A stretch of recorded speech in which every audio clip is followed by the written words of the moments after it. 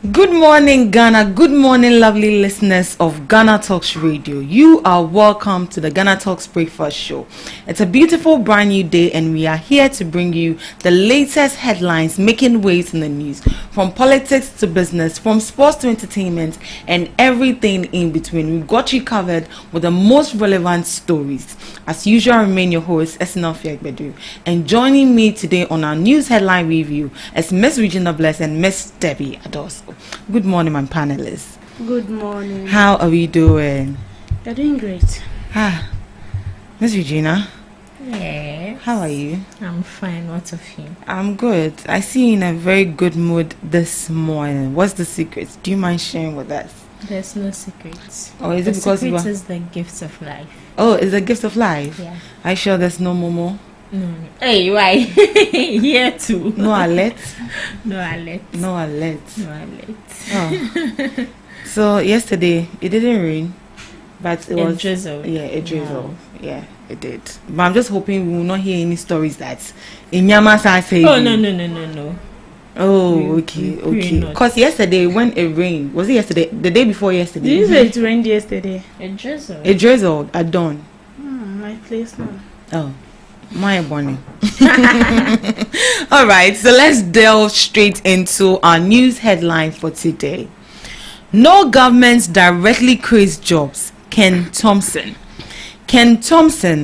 former Chief Executive Officer of Dialex Finance, has called on Ghanaians to reconsider their understanding of job creation, emphasizing that governments do not directly create jobs.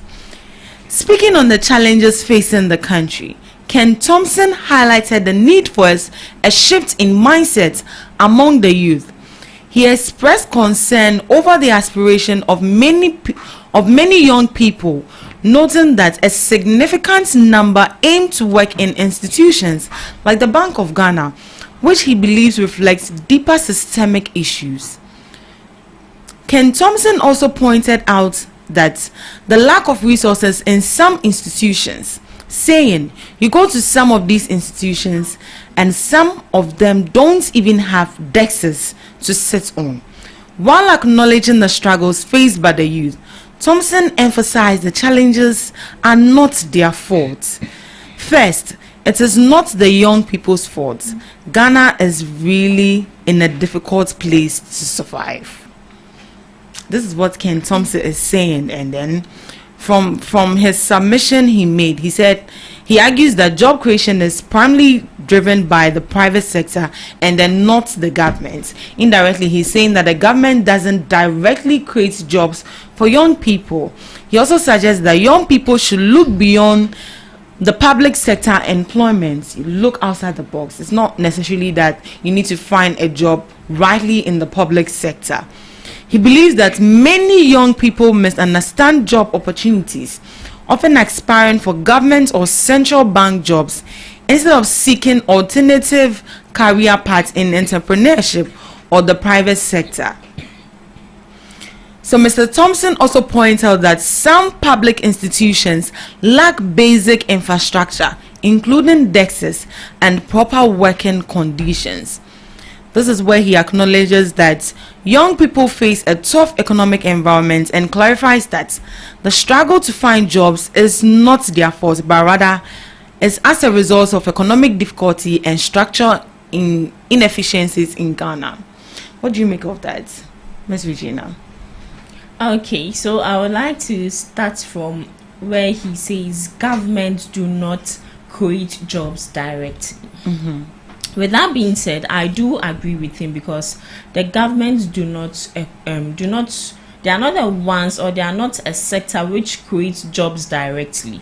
And by so doing, he's saying we should have a mind shift, which is very necessary, because I feel that the people who really create jobs are the private sector, particularly small and medium-sized enterprises. They are the backbone of Ghana's economy. They are the ones who create, I would say 90% of creating of jobs are from these people. The only thing the government can do is enabling environment, a fair, transparent, and conducive environment for business, to thrive and create more jobs. We were here when most companies left Ghana. Yes. Because of due to taxes. In fact, the business environment in Ghana here is not appealing. It's not fair. It's not conducive to most investors. So what do? They would rather leave. So I feel that the sole duty of the government, in some parts, they create jobs, but not as much as private sectors and small scale miners, small sized enterprises. These people are the ones who create more jobs for the people in this country. So mind you, if this how do I say it, if these sectors are not I don't know how to put it, say the environment around them is not stable, taxes dorsum, they be omutia say, they be asikasem say, they will not be able, they are not even strong enough to create more jobs. So the only thing I feel the government is supposed to do is create a friendly business environment for these private sectors and also people who create jobs. And also with the idea of most youth wanting to work in public sector. The public sector, I would say it's lucrative, but not all that lucrative. It's not all lucrative, or it's not all rosy in some sectors. As he said, some people lack decks. Some people lack decks, and infrastructures. We would hear on the news that some people are demonstrating that the working environment they find themselves in is not appealing. It's not good enough. Some people can be in dilapidated buildings. It has cracks all around, and they are still in that building. Some buildings are way back from the 90s, and no how should I say it? No advancement or whatsoever have been done about it. These people think that the public sector is a lucrative business because of what we see and what we hear on the news. I'll use our politicians for example, because these people, even the last time during the vetting, one minister said, if you are a youth and you want to delve into politics, don't think money is, we are only receiving 15,000 Ghana cedis a month. And I heard, I was like, hey, you are only only and just 15,000 Ghana cedis account. So if me, an ordinary citizen, I hear this kind of amount where I'm taking on a daily basis, I'm taking how much? 800 cedis, 1,005. For you to get 2,000 Ghana cedis, it will take by the grace of God, especially in a small private sector. So with this kind of amount, and with the perception that when you work in the public sector, so as he said, I think I agree with him. Our perception should shift from the public sectors and rather delve in this lucrative businesses set up by the private sectors. Miss Debbie. Okay, so should we compare the government sector to the private sector? The private employ more people than the government sector. Show. Your morning do you know of a government sector that employ people after completing senior high school? Any government institution? No. They actually want well experienced people. So sometimes even before you go for the job, they tell you 3x experience. But you know of a private sector that employ people after senior high school, even after JHS. Yeah, we still have private sectors that employ people and give them jobs. But the government sector is not like that. And I will blame our educational sector in a way, because growing up in school, they will not even teach you that when you engage in these vocational skills that will help you, you are going to create a job for yourself and not fully depend on the government. When you want to venture into that, they see you to be someone who is dumb, like you're not knowledgeable or intelligent enough. Let's look at students who offer home economics, students who offer these technical skills like fashion and stuff in school. We don't regard them. We see them to be some of them were born. That's how they see them. And they undermine them. They undermine, and they feel like it's the same thing they cook in the house. That's the same thing they are teaching them in school. So there is nothing.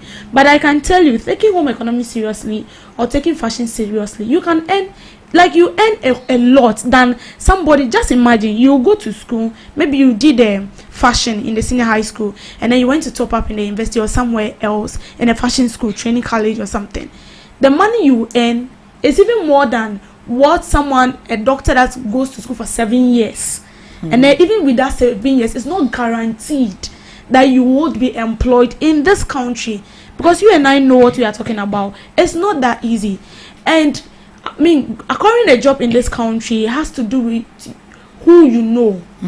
It has to do with protocol. Yeah, connections. Connections. If you don't know people, see, even attachment. If I tell you what people go through, it's different when the school has connections with other institutions that immediately want to do your attachment or something. They connect you. But in a case where you find yourself in an institution where they have no connection with other institutions, for attachment, students struggle. If you don't know anyone in that institution, trust me, you are not going to even get it.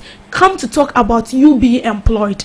Because the person in that institution has already pinpointed his neighbor, his siblings, or her friend, and even though you are qualified, but you won't be employed. So this is what we are saying. White collar is not only about white collar job. See, it is nice when you see people in nursing uniform. It is so beautiful when you see people in their, wearing the doctor's uniform and stuff. Big, but trust me, it doesn't fetch much. But involving yourself or maybe acquiring these basic skills, now we have people who do detergent, Omo, Power Zone, like all those stuffs, and those things actually bring money. So that's kind of a perception that they are pumping into students from the start. Even the teacher can look at you and be like, I have a colleague who was doing home. A teacher look at her and say, "Wo home in Fatao. You have to go and do science." I think the lady said she wanted to be a caterer, and then my teacher was like, "You catering doesn't fit you. Looking at you being a nurse or maybe a lawyer, you see." So most of these teachers pop that thing into our head.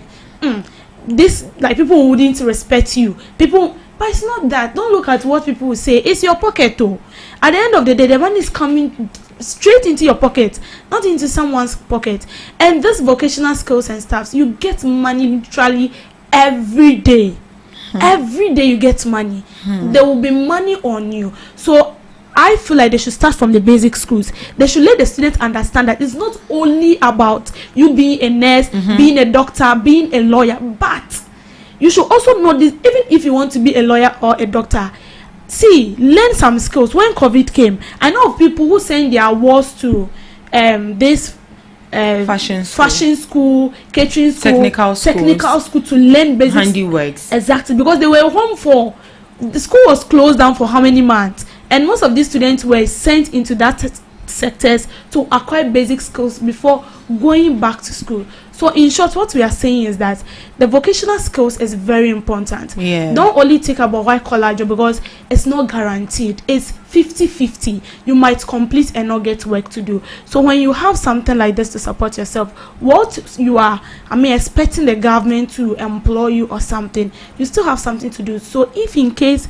the government does not employ you, you have something to feed on and not be a burden. But if you want doctor chinchina, nurse chinchina, you'll finish and still be in the house. All right. You can try other alternative. It's not necessarily that you need to work in the government sector. You can try and learn a vocational skill, self-employed, and I think that one is even more enjoyable than working under somebody. In my opinion, that is what I think. All right, so moving on to our next headline. Afenyo Markin criticized government's plan to extend special imports levy.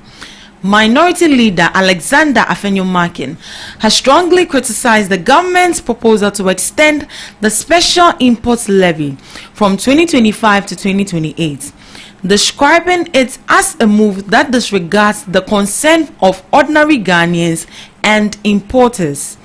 Speaking on the matter in Parliament, Afenyo Markin expressed disappointment in what he called the government's indada attitude, accusing it of taking more from citizens without offering meaningful relief. The minority leader emphasized the importance of the levy's expiration for importers, urging the finance minister to commit to not extending it. He agreed that the government's decision would deeply disappoint importers who had anticipated an end to the levy. So Afenyo Makin stated, this government is not really a government that cares about the ordinary Ghanaians, because importers who are expecting an end to this special import levy will be disappointed. The private sector can only thrive if the government is giving them a breather. So here are some key highlights of the story just read. Afenyo Makin strongly opposes the government's plan to extend a special import levy from 2025 to 2028. He argues that this decision ignores the concerns of ordinary Ghanaians and importers who had expected the levy to end.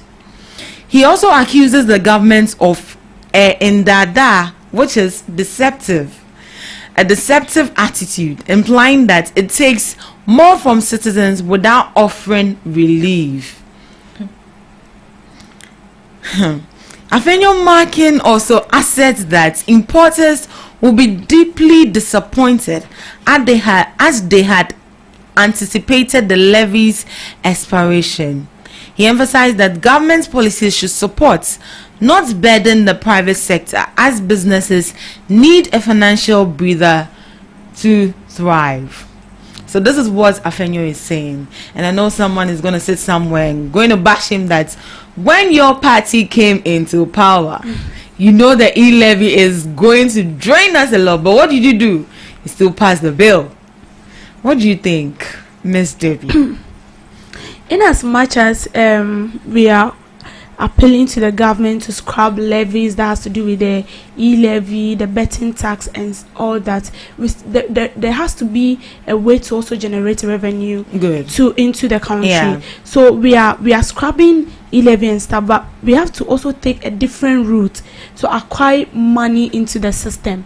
So the SIL, the special import levy, for me, I know, and this, so there are actually levies that are put on certain goods. Yes, certain goods has to do with furniture, machinery, and all those stuffs. Right. So this special import levy they are talking about, Afenyo Makin is saying all sorts of stuff. Them. Are they not the same people that have placed 21 what's the name 21 taxes on like import goods? Is it 27? I stand to be corrected though. I think it's 27. 27 per the discussion we had with one of the importers, right? 27 taxes. And this is something that, and you see, they are trying every possible means to, scrap all those taxes and then bringing this is actually a way of also generating revenue into the country. This tax is not like imposing what's the name, another tax onto Ghanaians. It's, as I said, it's a way of generating income to the country, and this taxes also regulate so the taxes also is used to regulate the importation of certain goods, as you said, or those that pose a threat to national security. And for example, the Special Import Levy Act 2013 imposes a levy on specific import goods, as I said, like the machinery, the electronics, the furniture and stuff. And you know what, like, it also restricts quantity. So the Special Import Levy can be used to restrict quantity of imported goods by imposing a higher level on goods above a certain quantity, and this can help to prevent excessive import protocol. So when it happens like this, when this special import levy is introduced, not only is it going to generate revenue into the country, but then I feel like we are going to also focus more onto locally made goods in the country, rather than importing so much from other countries. So I feel like Afenyo Makin there, you and I know him very well, and we know what he can do and what he is up to. He's just trying to frustrate the new government. Yes, for them to say, oh, you said you will scrap, you are bringing. They are scrapping, but we still have to generate revenue for the country. Good. And I know definitely they are going to bring road tolls to also generate revenue for the country, because we are scrapping e-levy per the previous government says going to generate 2 billion of something like that to the country, and they've been in power for how many years now, and we still didn't see the money.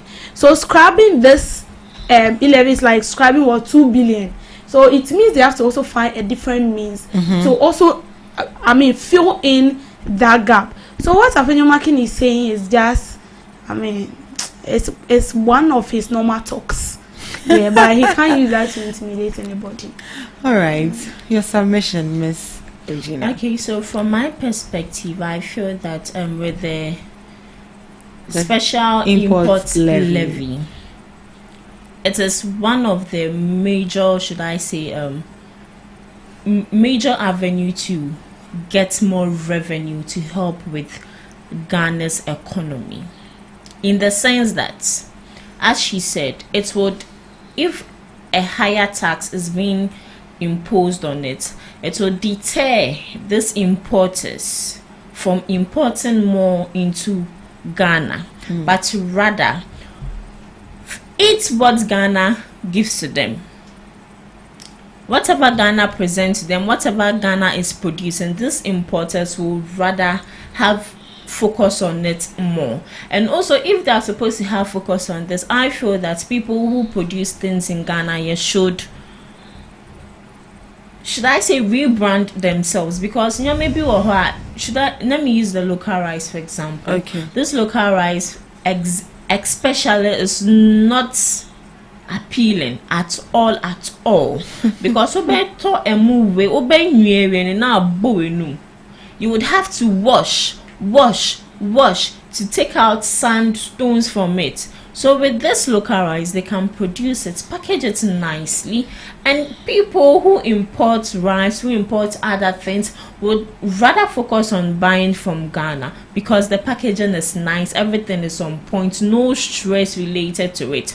So when they impose higher taxes on this special import levy, I feel in a way it's good because it will deter others from buying. And also, in a way, I agree with Afenyomakin, because the extension of the levy, which was supposed to expire this year, has rather be extended to 2028.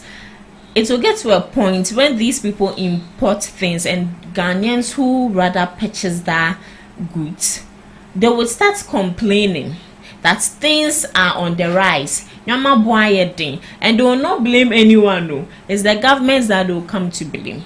Say abaya manyama boyedin, say.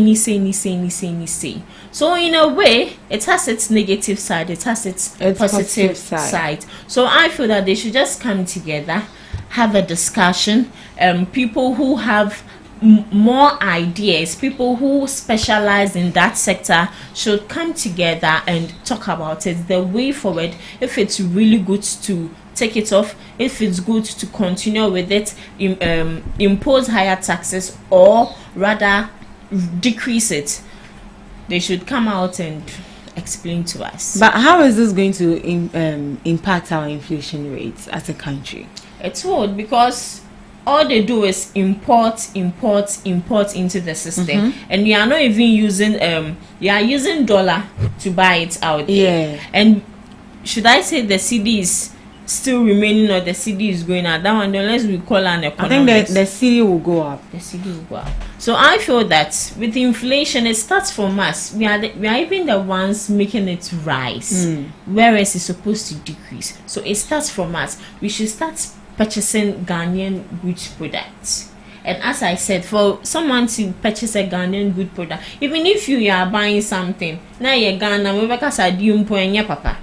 So the producers or manufacturers should put in more effort to package their goods, make it durable and affordable. All right, moving on. Health Minister urges foreign support to align with national policies. The Ministry of Health has called on foreign governments seeking to support Ghana's healthcare system to ensure their assistance aligns with the country's national policies and priorities. This appeal follows a visit by the Egyptian ambassador to Ghana on Wednesday, March 26th, where discussions focus on providing key medical practitioners to enhance Ghana's healthcare delivery. Applauding the initiative, Health Minister Kwabna Minta Akando emphasized that the government's top priority include expanding healthcare infrastructure and building the capacity of healthcare practitioners.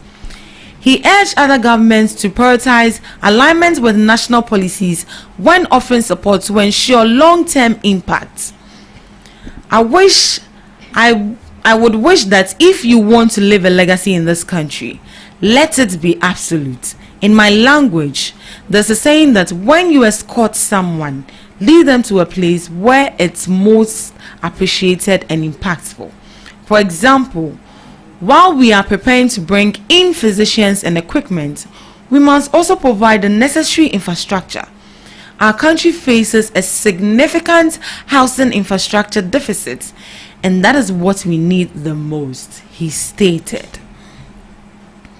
So the health minister, who is in the person of Kwabena Mintah Akando, urges foreign governments to align their healthcare support with Ghana's national policies to ensure maximum impact. So this was said during a meeting with the Egyptian ambassador, and their discussion focused on providing medical practitioners to support Ghana's healthcare system. The minister welcomed the initiative but emphasized the need for support that matches national priorities. And then I think he cited an example that if you are bringing in physicians, and then there are no hospital buildings or there are no infrastructures, how are they going to work? So first of all, what do they need to do? They need to put up more infrastructure so that when these physicians arrive in Ghana, they will have a place of work. This is what he said. He's not lying. This is GhanaTalks. He's not lying. He's not lying. He's saying the truth. Mm-hmm. So I will not say that our health practitioners in this country are not doing their best, but in case of emergency, sometimes they seek for attention or help from other healthcare practitioners from other countries.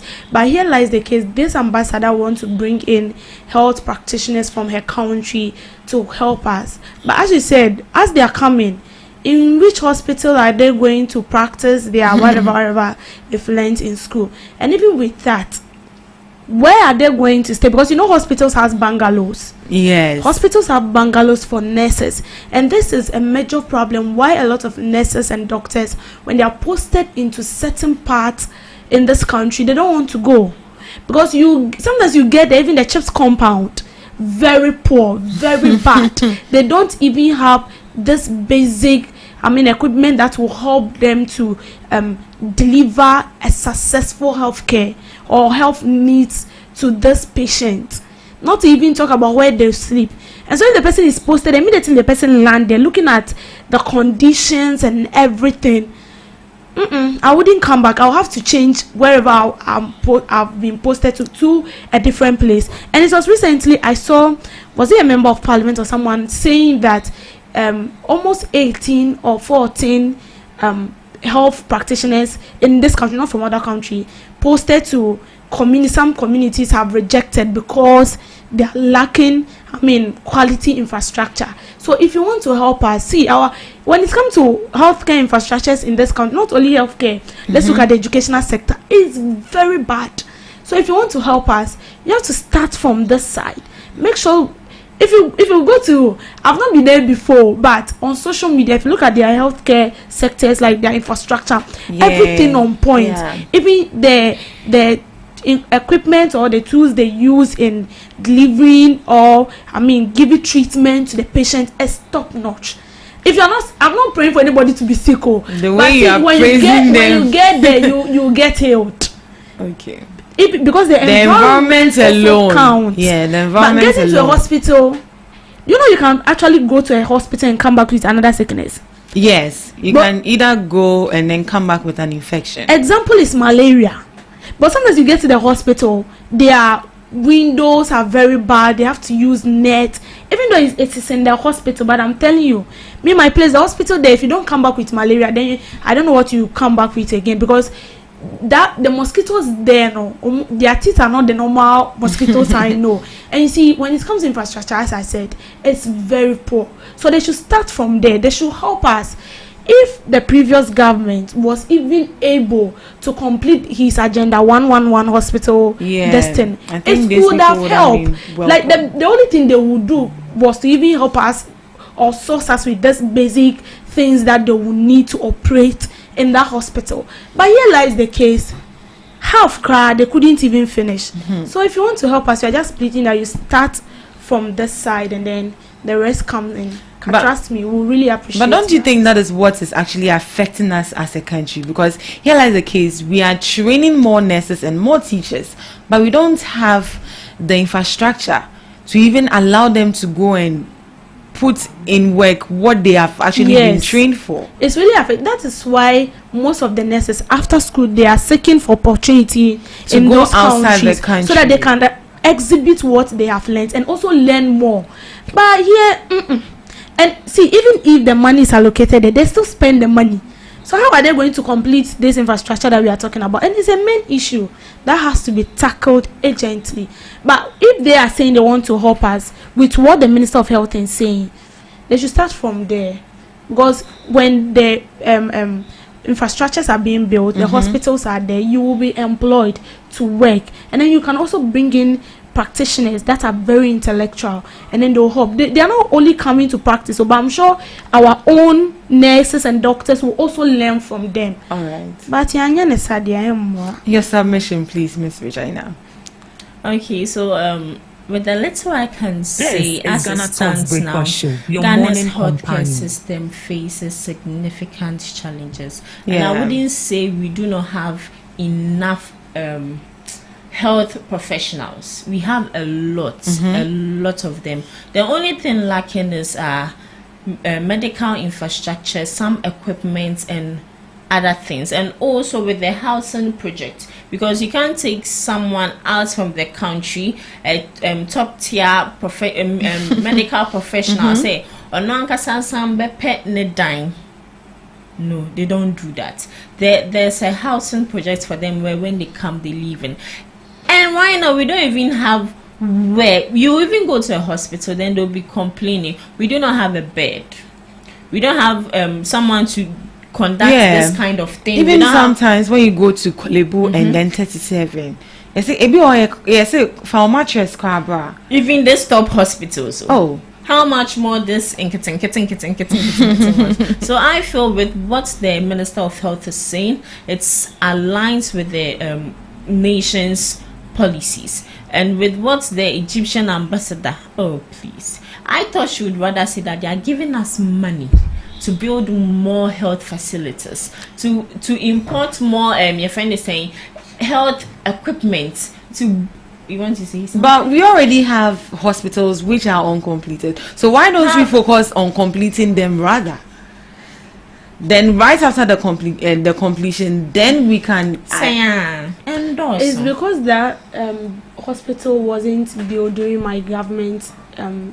But so you can't leave when I complete there. But that's the notion in this country now. No. Because when I complete it, I feel like saying that tag will be given to that previous. A past administration. It's not this NDC. It's not Nana Akufo-Addo and Mahama's time. I don't know if it's Kufuor's time, but someone started a project. Kufuor started and Atamil's completed. And completed. They both came together to commission it. So why from the nation say NDC Shebi Biasia, MPP can't complete it. Then the mindset shifting should start from up there. The leader should also start having a positive mindset, because he cannot now Obiashe Bibiase, I would say just a one because I was starting from scratch. It means he can't hear Tugusa, so they should. Yeah, that is our headache we are facing as a country, and we think we need to set our priorities right. The things that are needed, the things that are most important, we should seek to solve them first before we need to look out for alternative routes as well. So this is where we draw the curtains for a news headline review. Thank you for joining us. Up next we have Debbie's Girl.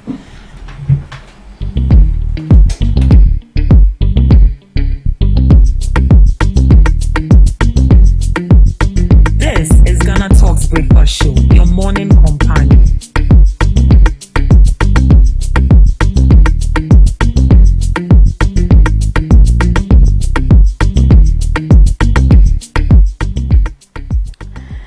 Good morning, and thank you for always making time with me endeavors grow as we grow with toast, and then we drain truth out of stories that matters to you and I. Now, I want us to look at this. NPP Member of Parliament warns party members to avoid defending embattled former NSB Director Vincent Eko Asafo, Member of Parliament for Old Tafo, has advised the New Patriotic Party members of Parliament not to defend the former Director General of the National Signal Bureau, Kwabena Edu Boahin, on his legal battle with the state over alleged embezzlement of public funds. So we all know that the former NSB director has been accused of misappropriating 39 million and state funds by the Attorney General Dominic Ayenen. So this is what he said: "I'm warning party persons in the event that if this is proven, please don't go and defend because we are building a nation," he stated. You see, when I saw this, I was kind of a bit excited. You know why? Because we like to defend the wrong. We like to defend things that are not right. And trust me, any political party or any politician who would defend this particular issue, then it means you are a nation wrecker. It means you do not have the nation at heart, and you are only there for your own selfish gain. Let's look at this. 39 million that is supposed to go into the government coffers was diverted into a private account. And you will still have some particular political faithfuls that will come out to defend this. You see, this issue is not an issue that needs to be defended by any political party or any politician. This is an issue that has to be taken seriously. We have to hold our people accountable. We do have to hold them accountable.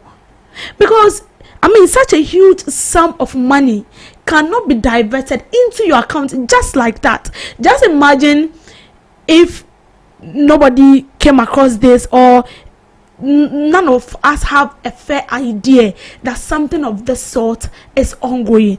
And I would say that he is not the first person, the second person, and I'm sure he's not going to be the last person. I know a lot is going on. Truly a lot is going on, because the Attorney General has fished out a lot of politicians, a lot of stakeholders, a lot of government institution officials, leaders that has embezzled illegally from the state, and you will still have people who will sit somewhere and be applauding them. And you see, I was surprised when I saw that yesterday he went to sue the Attorney General and Yoko because of his 2 million bail condition. You see, we have come to a point where I would say that criminals now have the edge. They have the zeal to offend and still have that courage and boldness to walk into the court to be defended. And we've come to this level because we don't take things seriously. We see things happen like this and we don't care. We rather praise them. We praise them because I feel like you are also enjoying, or you're also getting your share out of it. This is my money, it is your money, it is our money. Why should it be diverted into one person's pocket? Why? 59 million, cedis or money we are talking about here, it's not something very small. Not at all.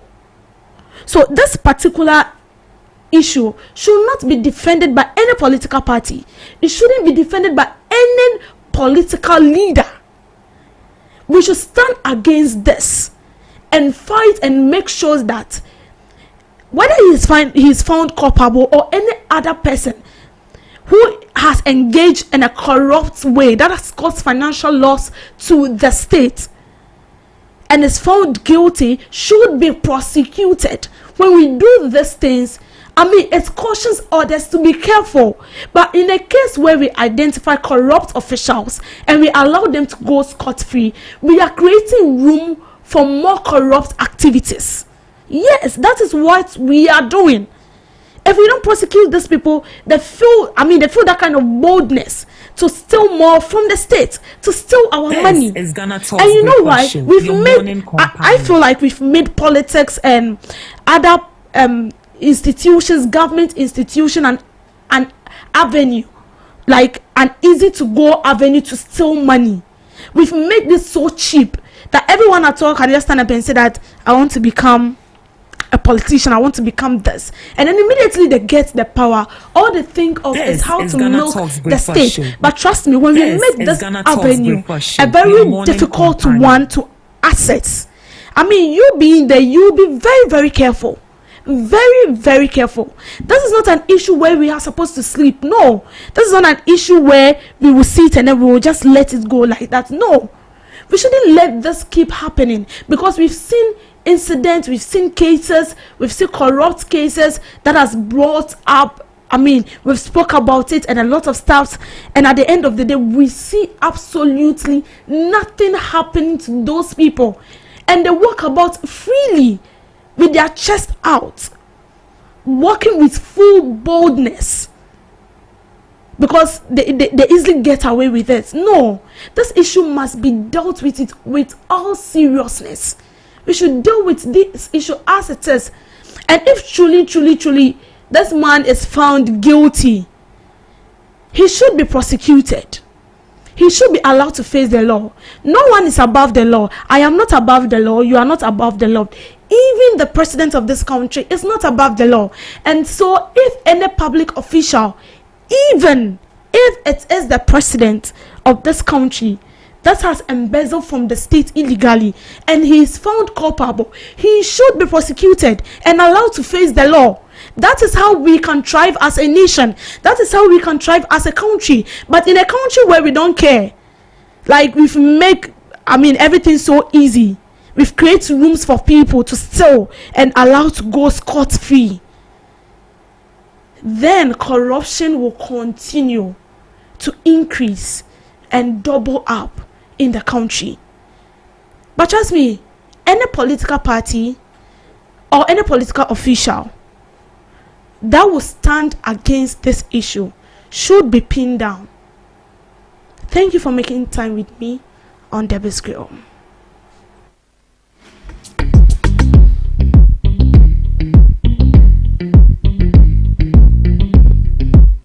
This is GhanaTalks Breakfast Show, your morning companion.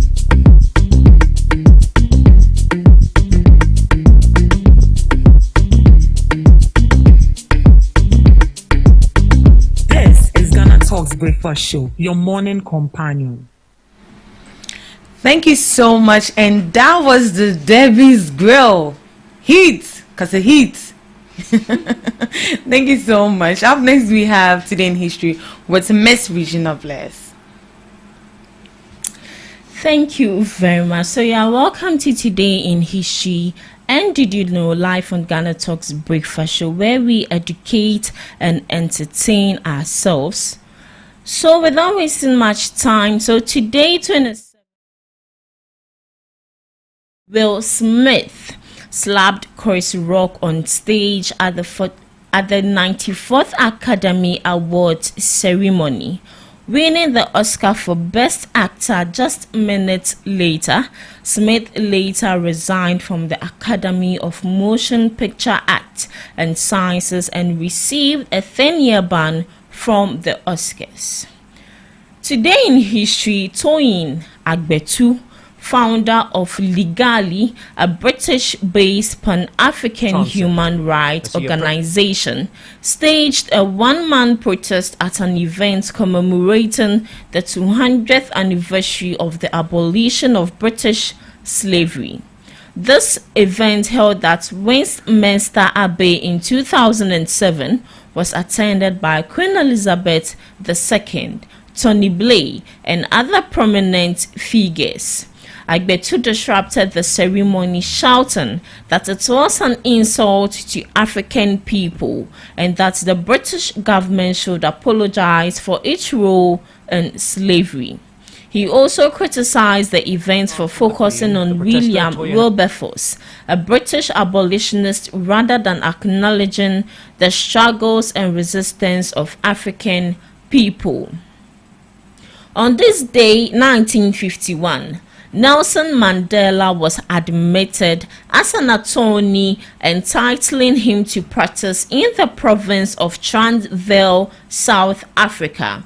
After completing his articles and passing the attorney admission exam, Mandela's law firm, Mandela and Tambo, which he co-founded with Oliver Tambo in 1953, was the first black law firm in South Africa. The firm became a hub for anti-apartheid activists and provided legal representation to many Africans who were marginalized by the apartheid regime.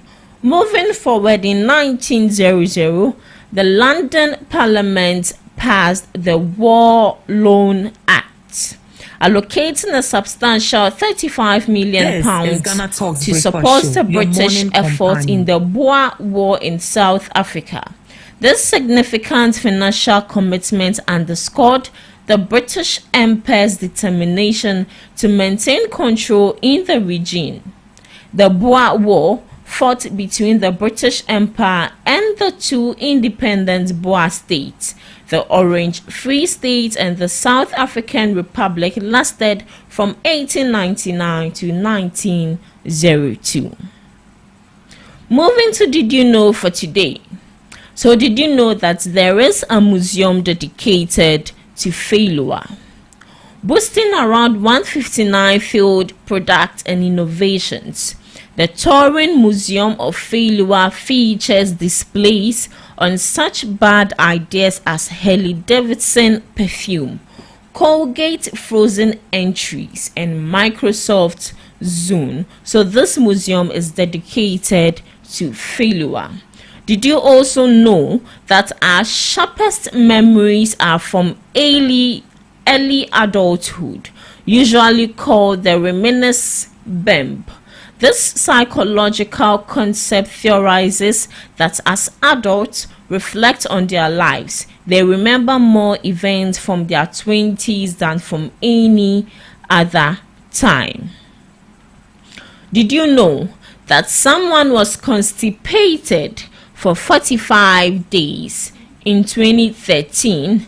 Yes, an unfortunate Indian woman had to undergo surgical procedure to remove, feces as large as a football. She was constipated for 45 days. Did you also know that footballers spit so much because of exercise? The exercise increases the amount of protein in saliva.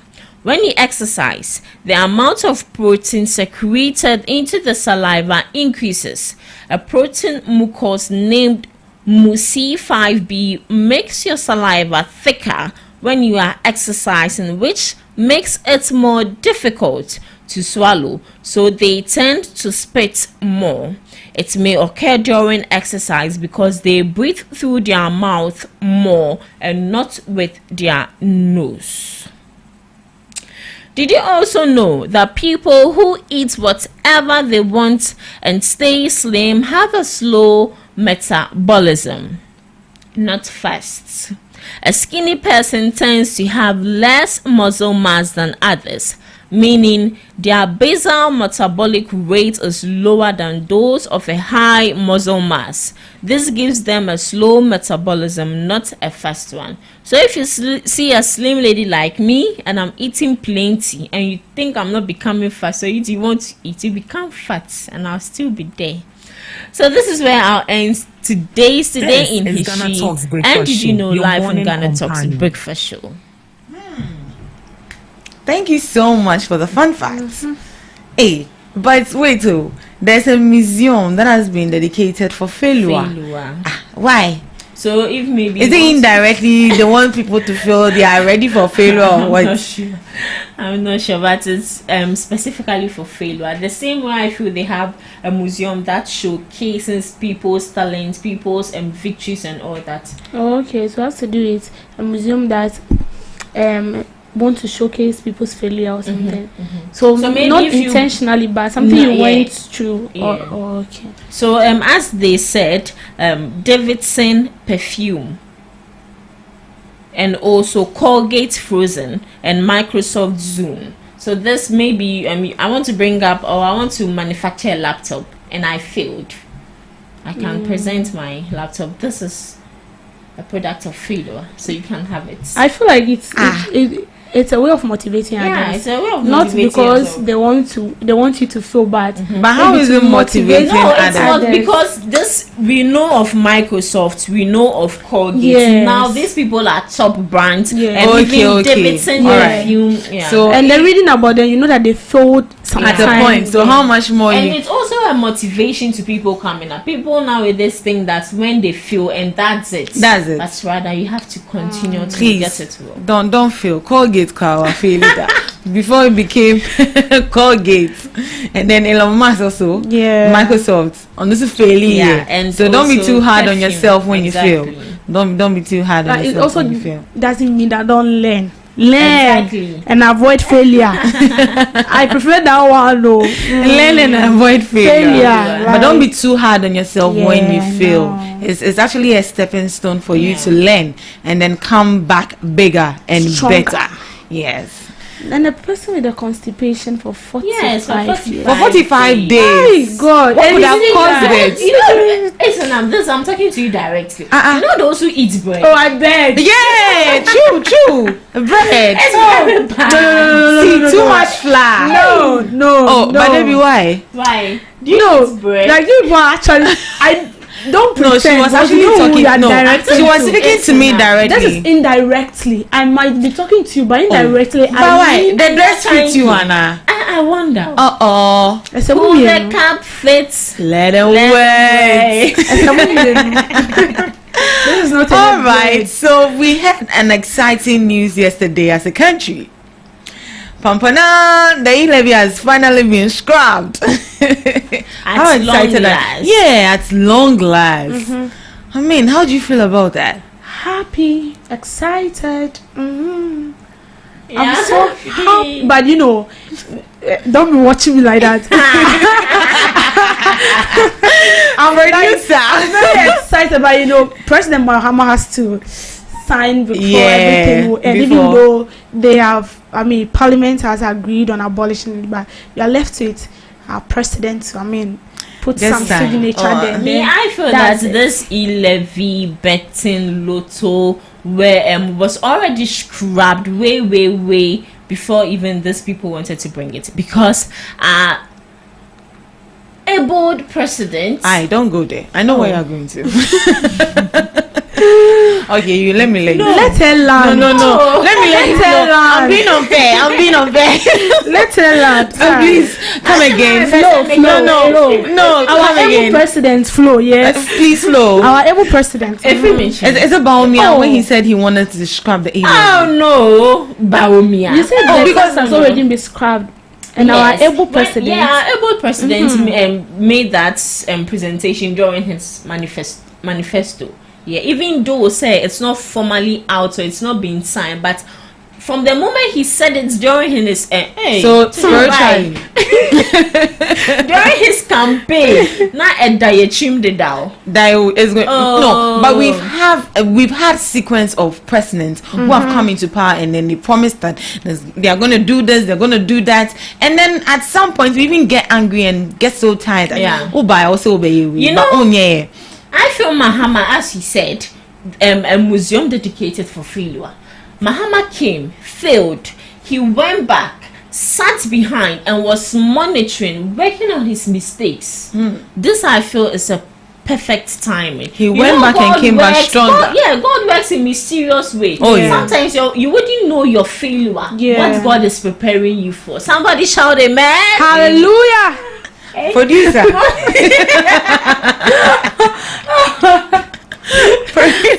So trust me, Mahama, I trust him. This year would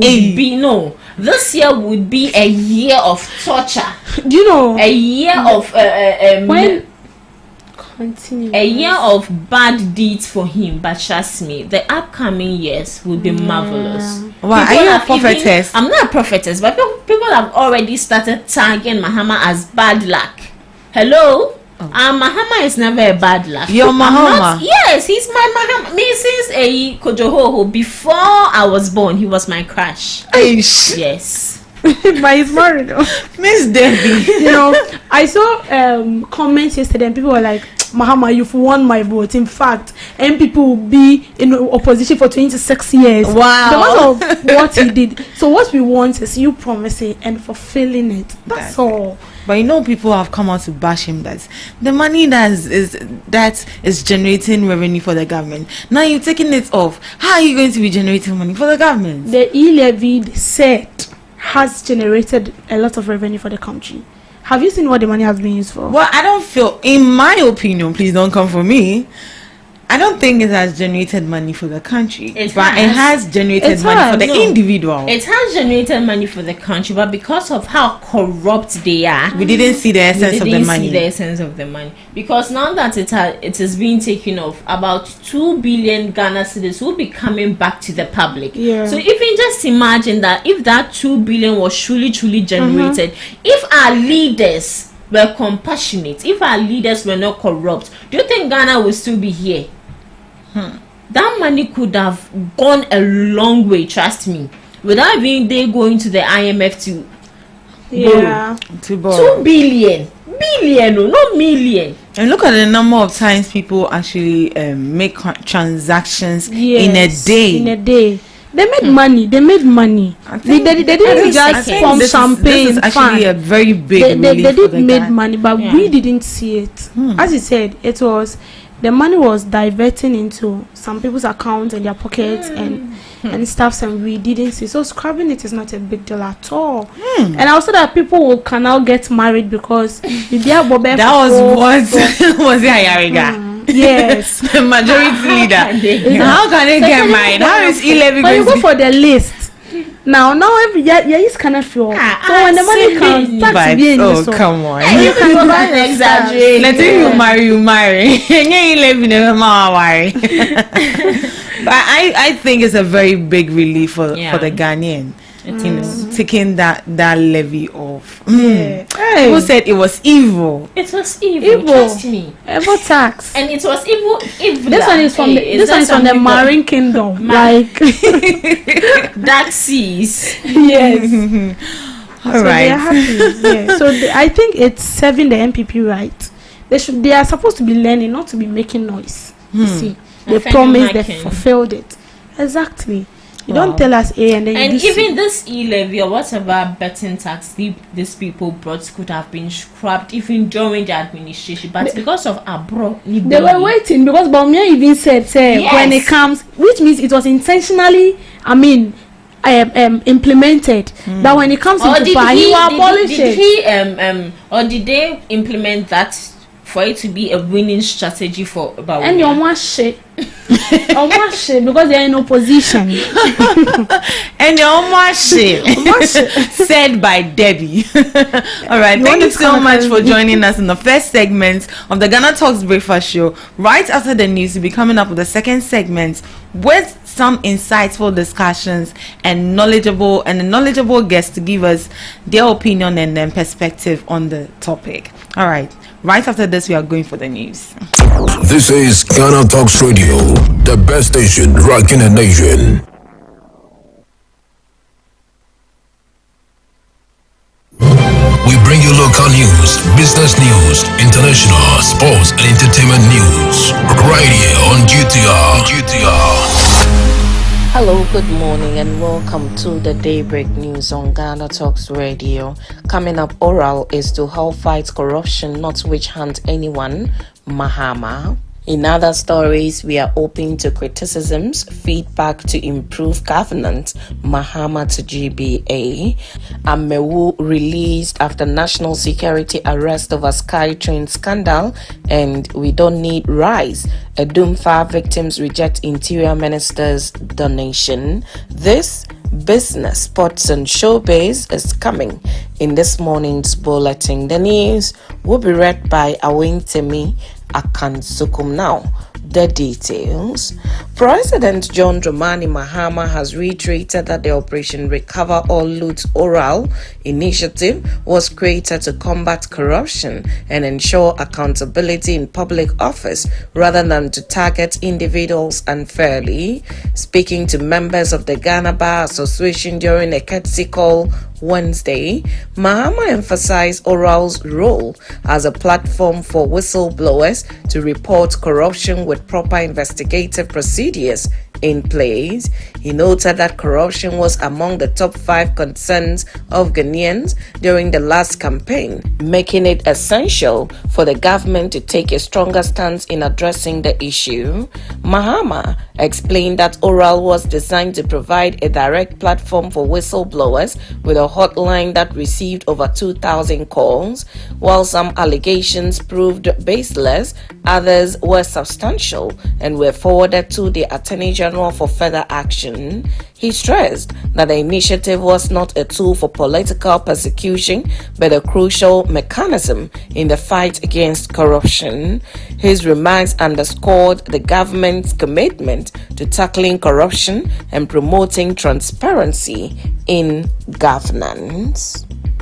Now, President John Dramani Mahama has reaffirmed his administration's openness to constructive criticisms and feedback, emphasizing its importance in improving governance. Speaking to the Ghana Bar Association GBA, Mahama acknowledged the association's pivotal role in advocating for the rule of law, human rights, and constitutional freedom.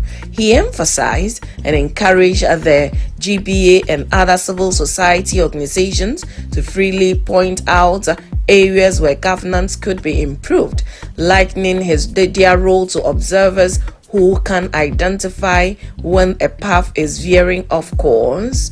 Mahama stressed the need for government to remain tolerant of diverse opinions, noting that such feedback strengthens governance. His remarks underscores the administration's commitment to fostering dialogue and collaboration with key stakeholders to ensure progress and accountability. Now, former Minister for Railway Development John Peter Amewu has been released after his arrest by national security operatives Tuesday, March 25, 2025. The former appointee was reportedly taken in for questioning in connection with the $2 million SkyTrain project. His arrest was part of ongoing investigations into the failed SkyTrain initiative, sources told City News.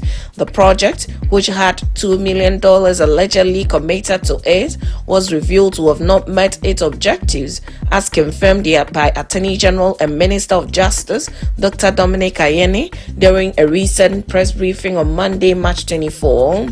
Dr. Ayeni has since disclosed that prosecutions related to the SkyTrain scandal would begin by mid-April 2025. He has also assured the public that suspects are cooperating with investigations and justice would be served with efforts to recover misappropriated public funds from those implicated. Now, victims of the recent devastating fire at Edum in Kumasi have rejected a donation of 1,500 bags of rice, 800 boxes of cooking oil, and soap provided by the Interior Minister and Member of Parliament for Asawase, Muntaka Mubarak. The donation, intended to support those affected by the fire, which destroyed several properties and left many businesses in ruins, has sparked controversy following the victims' decision to refuse the items. The affected traders expressed their dissatisfaction with the aid, stating that the donated goods do not align with their immediate needs, as they require financial assistance and business support to begin their recovery. Now, straight to business. Consumer advocacy group CATS International is calling on the Ministry of Communications, Digital Technology and Innovation, as well as the Ministry of Trade, Agribusiness and Industry to intervene in Multi-Choice Ghana Limited's decision to increase service prices. CATS International has raised concern over the short notice given for the price adjustment, which is set to take effect on April 1. The subscription price adjustment reflects an average increase of 15% across all subscriber packages, with Multi-Choice Ghana indicating that it's considered the rate of consumer inflation and current economic pressures facing consumers in arriving at the price adjustment. But consumer advocacy group CATS International has criticized the short notice given to customers. The West Africa Regional Director of CATS, Apia Kusi Edumako, in an interview with City Business News, stressed that it was not against the price adjustment as the country operates a deregulated market. He's thus calling for intervention from relevant stakeholder sector ministers to consider the timing of the adjustment, arguing that consumers should have been given more time to prepare. Moving straight to some sports, reports gathered by City Sports indicates that host of the CAF Under-20 AFCON, Côte d'Ivoire, has withdrawn from hosting the tournament. The development comes exactly a month after the scheduled competition period from April 26 to May 18 in the West African nation. As such, the search for a new host is underway, with 13 nations set to compete in the biannual tournament. Senegal are the defending champions of the competition. Morocco has emerged as a host nation, with the North African nation set to host the CAF AFCON Under-17 match from 30th to 19th March 2025. Morocco would host the Women's AFCON later this year from July 5th to July 26th. Ghana is among the 13 nations that have qualified to compete in next month's tournament, and the Black Satellite have been drawn in Group A alongside DR Congo, Tanzania, Côte d'Ivoire, and Central African Republic. Ghana is the only African country to win the Under-20 World Cup after lifting the title in 2009 when the competition was held in Egypt. The Black Satellite recently won gold at the 2023 African Games.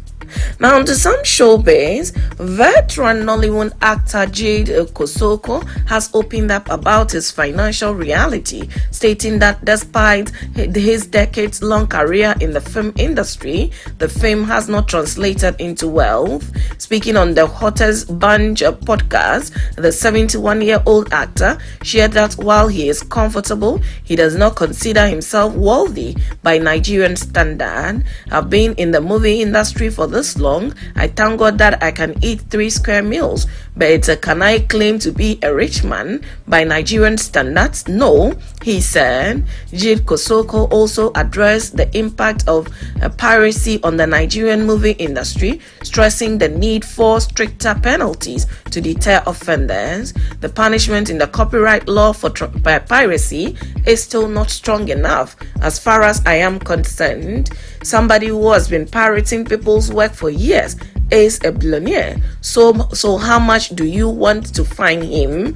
Fine him 500 million naira and he will just bring it out of what he has sold. But if you attach a 20-year jail sentence to it with no option of a fine, people would refrain from piracy, he said.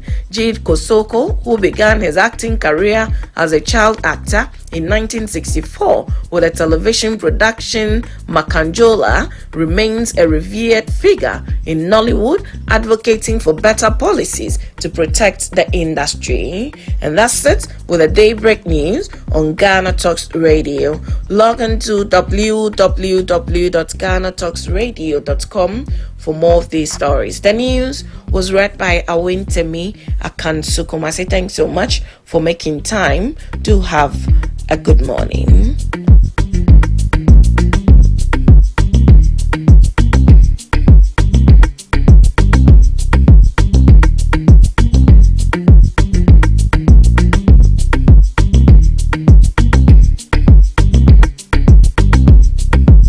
What do you want for breakfast? How do you want your breakfast? English breakfast. French fries. Koko Nikosi, alo komi kesheto. Wache. Well, Gobe is the real deal. Join us on Ghana Talks Radio. Let's serve you a buffet of breakfast. From news headlines review, current affairs to social issues. Entertainment, sports, and all the trending stories live on our mobile app and across all socials from Monday to Friday 7 a.m. to 10 a.m. With me, Pakwesi Omare. Regina Bless. Deborah Adoso. And I am Esinal Fiagbedu. This is Ghana Talks Breakfast Show. This is Ghana Talks Breakfast Show, your morning companion. This is Ghana Talks Breakfast Show, your morning companion. This is Ghana Talks Breakfast Show, your morning companion. So, good morning and welcome to Ghana Talks Breakfast Show on Ghana Talks Radio. My name is Pakwesi Omari and I'm here once again. Co-hosting me is Esinam. Whether able, handsome, always controversial, but on time guest, Mr. Dubik Stephen. And today promises to be one of the most interesting discussions that you are going to have with us on the show. So yeah, once again, welcome you to the morning show on Ghana Talks Radio. Don't forget to join the conversation on all our social media platforms at Ghana Talks Radio, at Ghana Talks Radio on Facebook, on Instagram, on TikTok, and on X. You can also join the conversation on YouTube and also on our WhatsApp page 0202-544-614 0202-544-614. Ladies and gentlemen, good morning once again. Good morning, baby boy. How are you doing? I am doing very well. How are you too? I'm fine. What's the birthday party? The party? Yeah, the party. Where's the party gonna be at? I was trying to book Ophir Lounge. Oh. But I realized someone has booked it. Oh, they already booked it? Yeah. Why don't we go to the Independence Square? Oh, you want them to freeze my account also? Look at the kind of gifts you want me to have on my baby. Oh no. I'm not going to say anything until you forcefully brought me into the conversation. Say something. But why are they doing that to the man?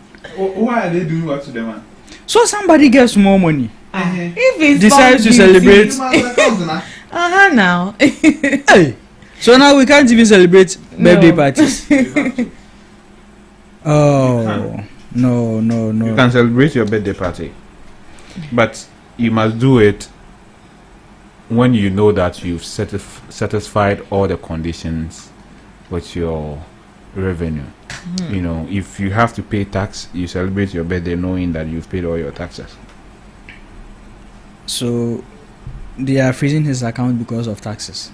Yeah, maybe there is investigations to be done. I can't say for sure the reasons why they are freezing his account. But the man has been able to buy a private jet and some car, very expensive car. So they should just give him the bill for his tax. He will pay. What is freezing my account got to do with owing you? You see, we don't have the full scope of what is going on.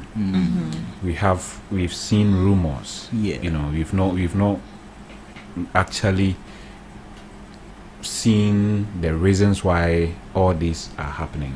So I would want to wait. Then I would want to wait. So you get all the facts right, of course.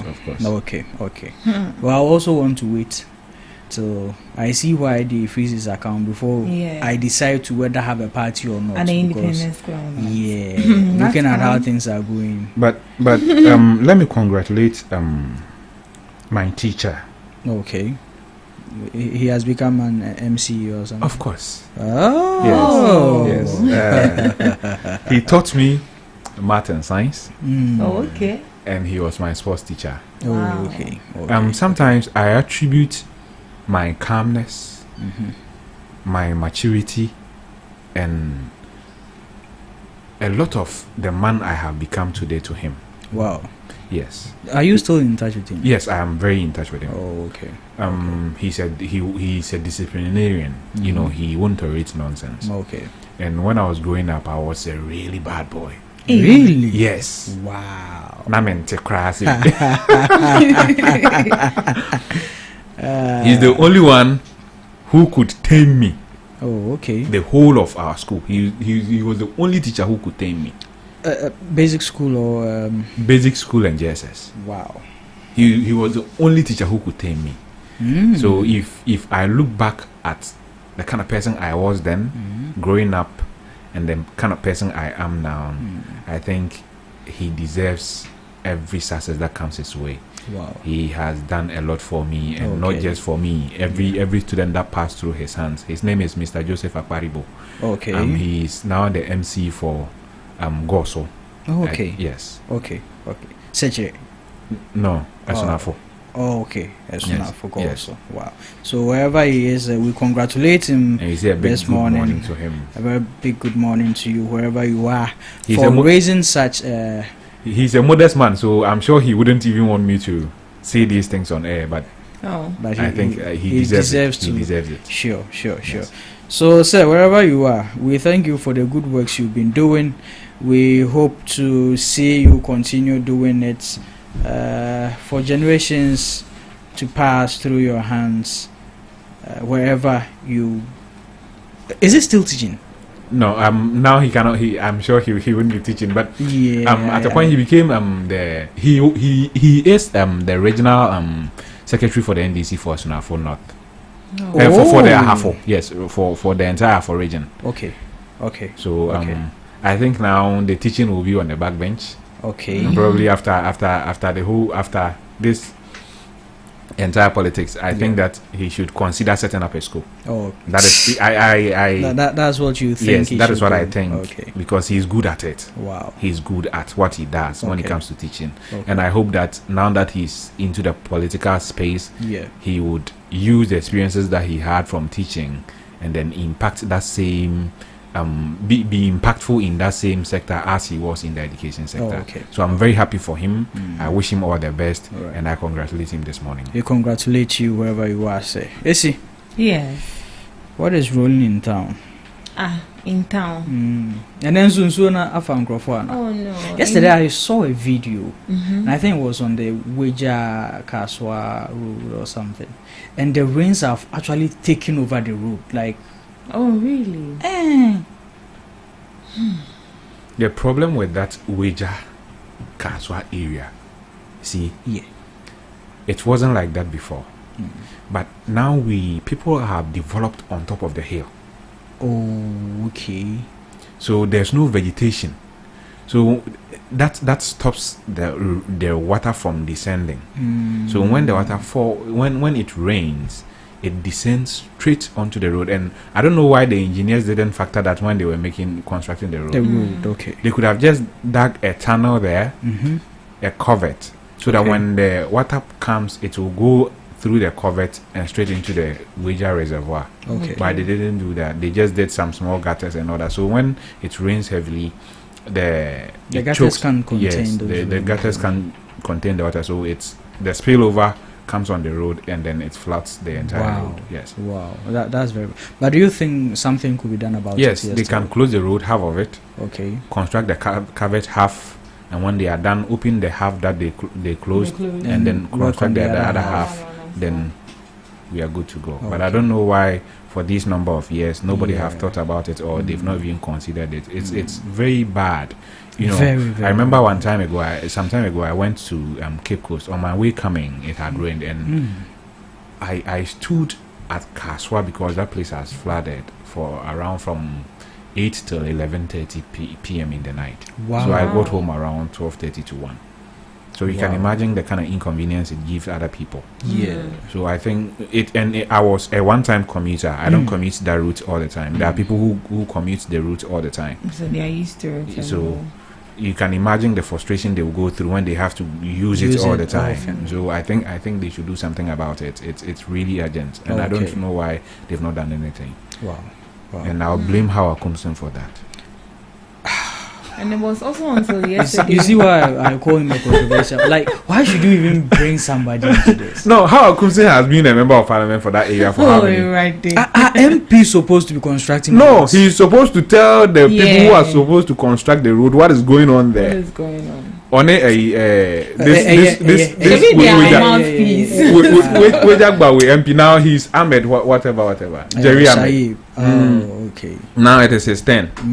On the NDC MP at Kaswa, they should come together and make sure that road is fixed. That problem is fixed. Okay. I'm not just saying this in favor of a political party. Okay. These are the two MPs that are adjoining that are heads of the adjoining constituencies. Okay. So they should come together and make sure that problem is fixed. Okay. All right. So yes, getting the conversations underway. Let's look at the first topic. Now, there's been reports from the energy minister. I don't know why he's so excited about today's discussions. Like I don't know. Why would you swap outfits? This should be for the birthday boy. Oh, but I'm bigger. No, the birthday boy is bigger than me. So I'll make another one. Your outfit is very nice. Yeah. Oh yes, I'll be glad. I'll make That's another very one nice. for birthday. Wow. If I get the fabric, I'll make a nice one for birthday. It's very nice. Yeah. So I'm happy because today is my boss's birthday, and we are going to have a party, somewhere down there. Somewhere down there. Please, you heard it on here first. Dubik has promised to take me to a field lounge. Their food is very nice, though. You need to be coming to a field lounge. Especially their sausage. The last of my tasted it. Oh my God. Heaven. I'll be tasting it today too. From the coffers of Dubik. Now, if the IGP is listening to me, this is what she said. Your morning you will have a party for me at a field lounge. If it doesn't come on, come for him. Okay, the national security will do a good job. They will do a good job. But then when they come here, they will take and It's take a your Rambo cameras. style. They will take your cameras. Yeah, so the energy minister, Collins, Mr. Jinapo, okay, has made an assertion, an allegation, a revelation that some containers at the Tema ports, Over 1,300. which belongs to ECG, have gone missing. Like containers. We're not talking about bars of chocolates. Excavator flyer, not container. Hey, but Ghana is like some Excavator, magical excavators flyer, not country. container. You see, it is criminal. It got lost. Yes. Like, is it that they've forgotten where they've packed them, or No, they can't forget. so they can't find it at the port? They don't know. They know that it was at the port. They know it's no more at the port, but they don't know who took it Hey, and where they took it to. Abi, I Google You see, zone him. no. From Abia, No, you see, when containers comes in, they have serial numbers, yeah. and these serial numbers are documented, even at the GRA. The data doesn't just stay at the portal. The data goes to GRA. So containers can't just evaporate like that. Somebody took them, and we must find out who took them. But okay, you finish what? You see, the problem here, I've heard people trying to politicize the whole issue, make it look like NPP for the VI, and make it look like NDC for the VI. But you see, what we are not looking at is the people who mans the port. Okay. Do they have what it takes to still? Of course, 1,300. they won't be the ones to. They will be the one to steal it, but they won't be the ones to take it. If they come and tell you, the mortgage account cables, biwaha, into for 100,000, 200,000 cedis, bra. Na memfama wa. When you go there with your payloader, and they'll pick it and put it on it, and you leave with it. Into nyom na baby or nyom na debeko, baby ton ama by nyom na debeko. But the whole issue is that I've listened to the minister. The minister said that when in the handing over notes, he was giving 3,000 containers. That's what he was told, that they had 3,000 containers at the port. And when he went to the port to check, they gave him a manifest of 3,000 or 2,005 containers. Okay. Instead of the 3,000, in the handing over notes, they said 3,000. But when he got to the port, they gave him 2,500. So 500 is missing. 500 wasn't accounted for, as there was a disparity between the handing over notes and the actual things that were there, which is normal. Oh, really? For that one, it can be normal because so the entire 3,000 was there, but then 500 wasn't just accounted for, but it was there. No, listen. Okay. You see, in handing over notes, they will write what they imported. Okay. You get it. Sometimes they can import certain number of containers, and you go to the port, and 1 or 2 reasons, you get it. So in the handing over notes in their offices, they have, we imported this number, but at the port actually, if you number later na supplier na the okay. You get it. Okay. In the handing over note, they said 3,000 containers. When he got to the port, the documents they gave him at the port was 2,005. That was the number there at the time. And now he commissioned a committee to go into the procurement and the things that ECG has at the port. The entire ECG operations, he commissioned a committee to inquire, fact finding. And they now came out with the fact that after call ports why they gave 2,005 no. Out of the 2,005, 1,003 cannot be accounted for. They cannot find 1,003 of those containers because they have the serial numbers of the containers, and when they check their paper, they look for the serial number, they cannot find it. They cannot find that particular container. Okay. So it can be that these containers were stolen between timer minister no call hono any timer committee no call. Okay. It can be. Yeah. It can also be that once I hear clear goods from the port see a case yem fan call ECG warehouse no more divert. Goods in about that bay. The goods has been at the port since 2023. ECG has imported things they won't need for 10 years, and the expiry date for those things is 5 years. Saying you won't need a thing for the next 10 years. You can't use all of them for 10 years, even if you're saying you're doing intense retrofitting, as I was saying, for the next 10 years. You can't. But some of the things that they imported expires in 5 years. Hey. Yes. On my and ECG as it stands now, doesn't have a procurement department. Do you know who has the procurement at ECG? No. They are estate manager. He supervises their procurement. Yes.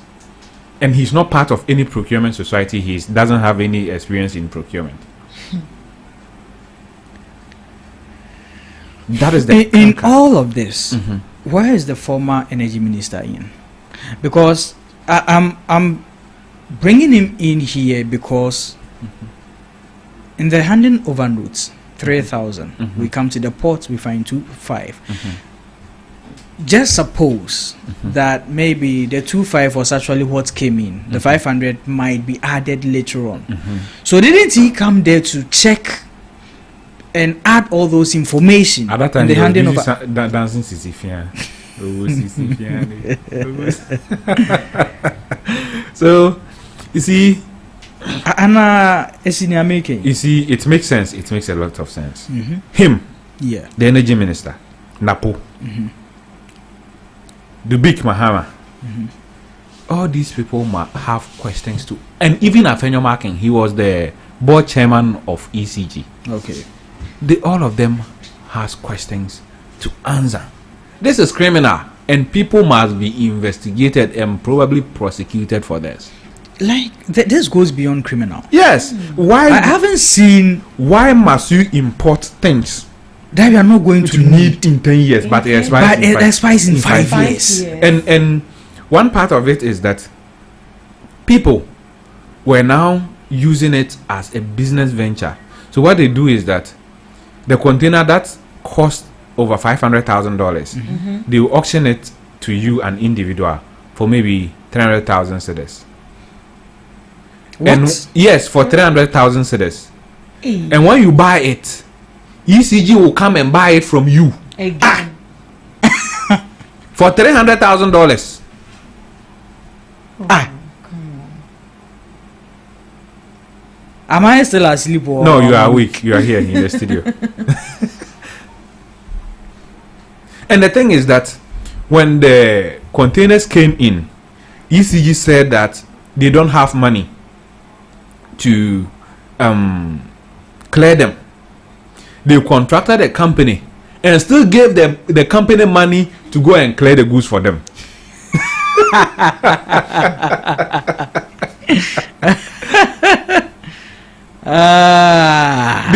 These are just the snippets of the reports that I've seen. But the minister said that he's going to seek permission from the president and publish a report. I'm itching to see what the report says. You see, the energy sector, ECG na Ghana cow. Sisi asheke the energy sector. ECG na Ghana. You see, when ECG purchases power, like say 100 cedis from Greatco, before the power gets to your home, ECG has already lost 32 cedis of the power. So they are now left with 68 cedis to go and pay. Out of the 68 cedis, a binuma illegal connection near there. Out of that, and also Obinso Tehwa Oye Kululu. So in the end, by the time they are done collecting all the money that goes to Greatco, for Greatco to use it to pay the IPPs, the companies that produces the power, will be less than 20% of the actual power they took from Greatco. There are so many discrepancies surrounding this ECG thing for the past 8 years, because you were left with the debts. You actually. Do you know how Vodafone was sold? Ghana Telecom was sold. No, it is the same way. They purposely run it down, just so they can sell it. Of course, they purposely run it down. Look at what has happened to ECG in the last 8 years. ECG was profitable in 2016. Yeah, very, very profitable. Very profitable. So what happened? Hey, I always thank God that MPP didn't win the 2024 elections. Why? If they had won the elections, we wouldn't have known all these things. For the way. The guy who bought 27 houses. Charlie, the guy. You see, I'm coming. The guy who bought 27 houses. Do you know his position in Baumia's campaign? No. I think he was the chairman for the security committee for the what do you call it? The manifesto. So if Baumia had won the elections, there was a likelihood that this guy would have become the national security boss. And who would have investigated him? Come on. The thief who is good. Who would have investigated him? So I'm happy, and I thank God that MPP didn't win the 2024 elections.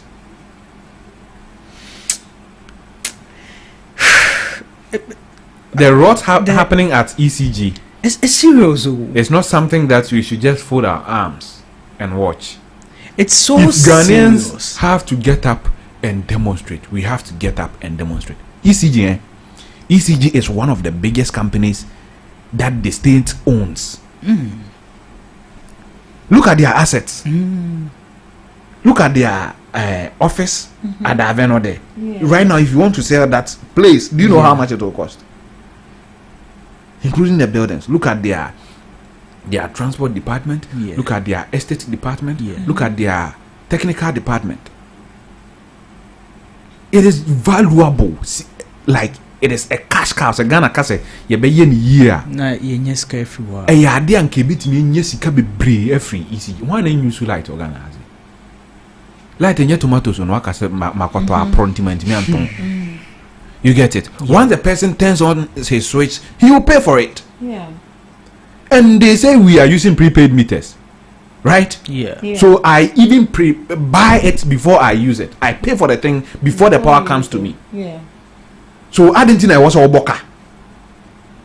Do you get my point? Yeah. I want Jisikana that answer was all my service. You've already taken the money before giving me the service. Yeah. So what? Oh yeah, then boka. You see, earlier this year there was a report about them that they underreported their revenue. Yes. So they at the point in time they were running 87 bank accounts. Yeah, 87. Like 87 bank for what? For what? 87 bank accounts. Ndi to say near Kwabena Adubu ahina yi. No bi nso akwa ECG Ghana company limited. Now or register a name similar to ECG. No, so then account. No, so that's what they've done. No, because if you look at so near Kwabena Adubu ahina yi, you can easily come to that conclusion. Say Samson and man for ECG because he registered a company with almost the same name as the organization he was heading. Yeah. And he said, "One more when if you transfer the money into his bank account, it is the same thing." Yeah. And even auditors, if auditors are auditing the account, they might think that it is the same. Yeah. So I think that ECG needs a forensics investigation. FBI, CIA. We need an independent. No more metna. No more audit your books. No more audit your bank accounts. No more audit nipa bia waya adwuma from the past 8 years. Obi a even crowd you clean out, they should audit you. From the past 8 years, they should audit everybody who has stepped forth or worked at ECG. Let's uncover the rot and see those behind the rot. Mama ECG nye. Yeah, Ghana Telecom say anytime. Do you know say as it stands now? Yeah. Ghana doesn't have a major telco. Yeah. In our telecommunications space. Private. They are all private. Yeah. So they can decide that one day they are shutting down their system. Yeah, you say they will. Even the entire government system was shut down with it. Yeah. Look at what happened when the internet wasn't working. Yeah. The entire government system shut down with it. So there are some sectors you shouldn't allow other or private or foreign entities to dominate. One is your banking sector. Okay. One is your borders, energy, and then what do you call it? Your telecommunication. Yes, like it's very risky. Like this is our communication as a country, and it's being manned by private institutions. I didn't see MTN in America. I didn't see MTN in America. So in all this, who are the culprits? Who? Because there is a stern assertion. Yeah. Yesterday, the NPP communications person who came to the studios made a damning assertion that the containers were there when NDC came to power. So if it is no more there, they should ask the NDC. Yeah, that was what he said.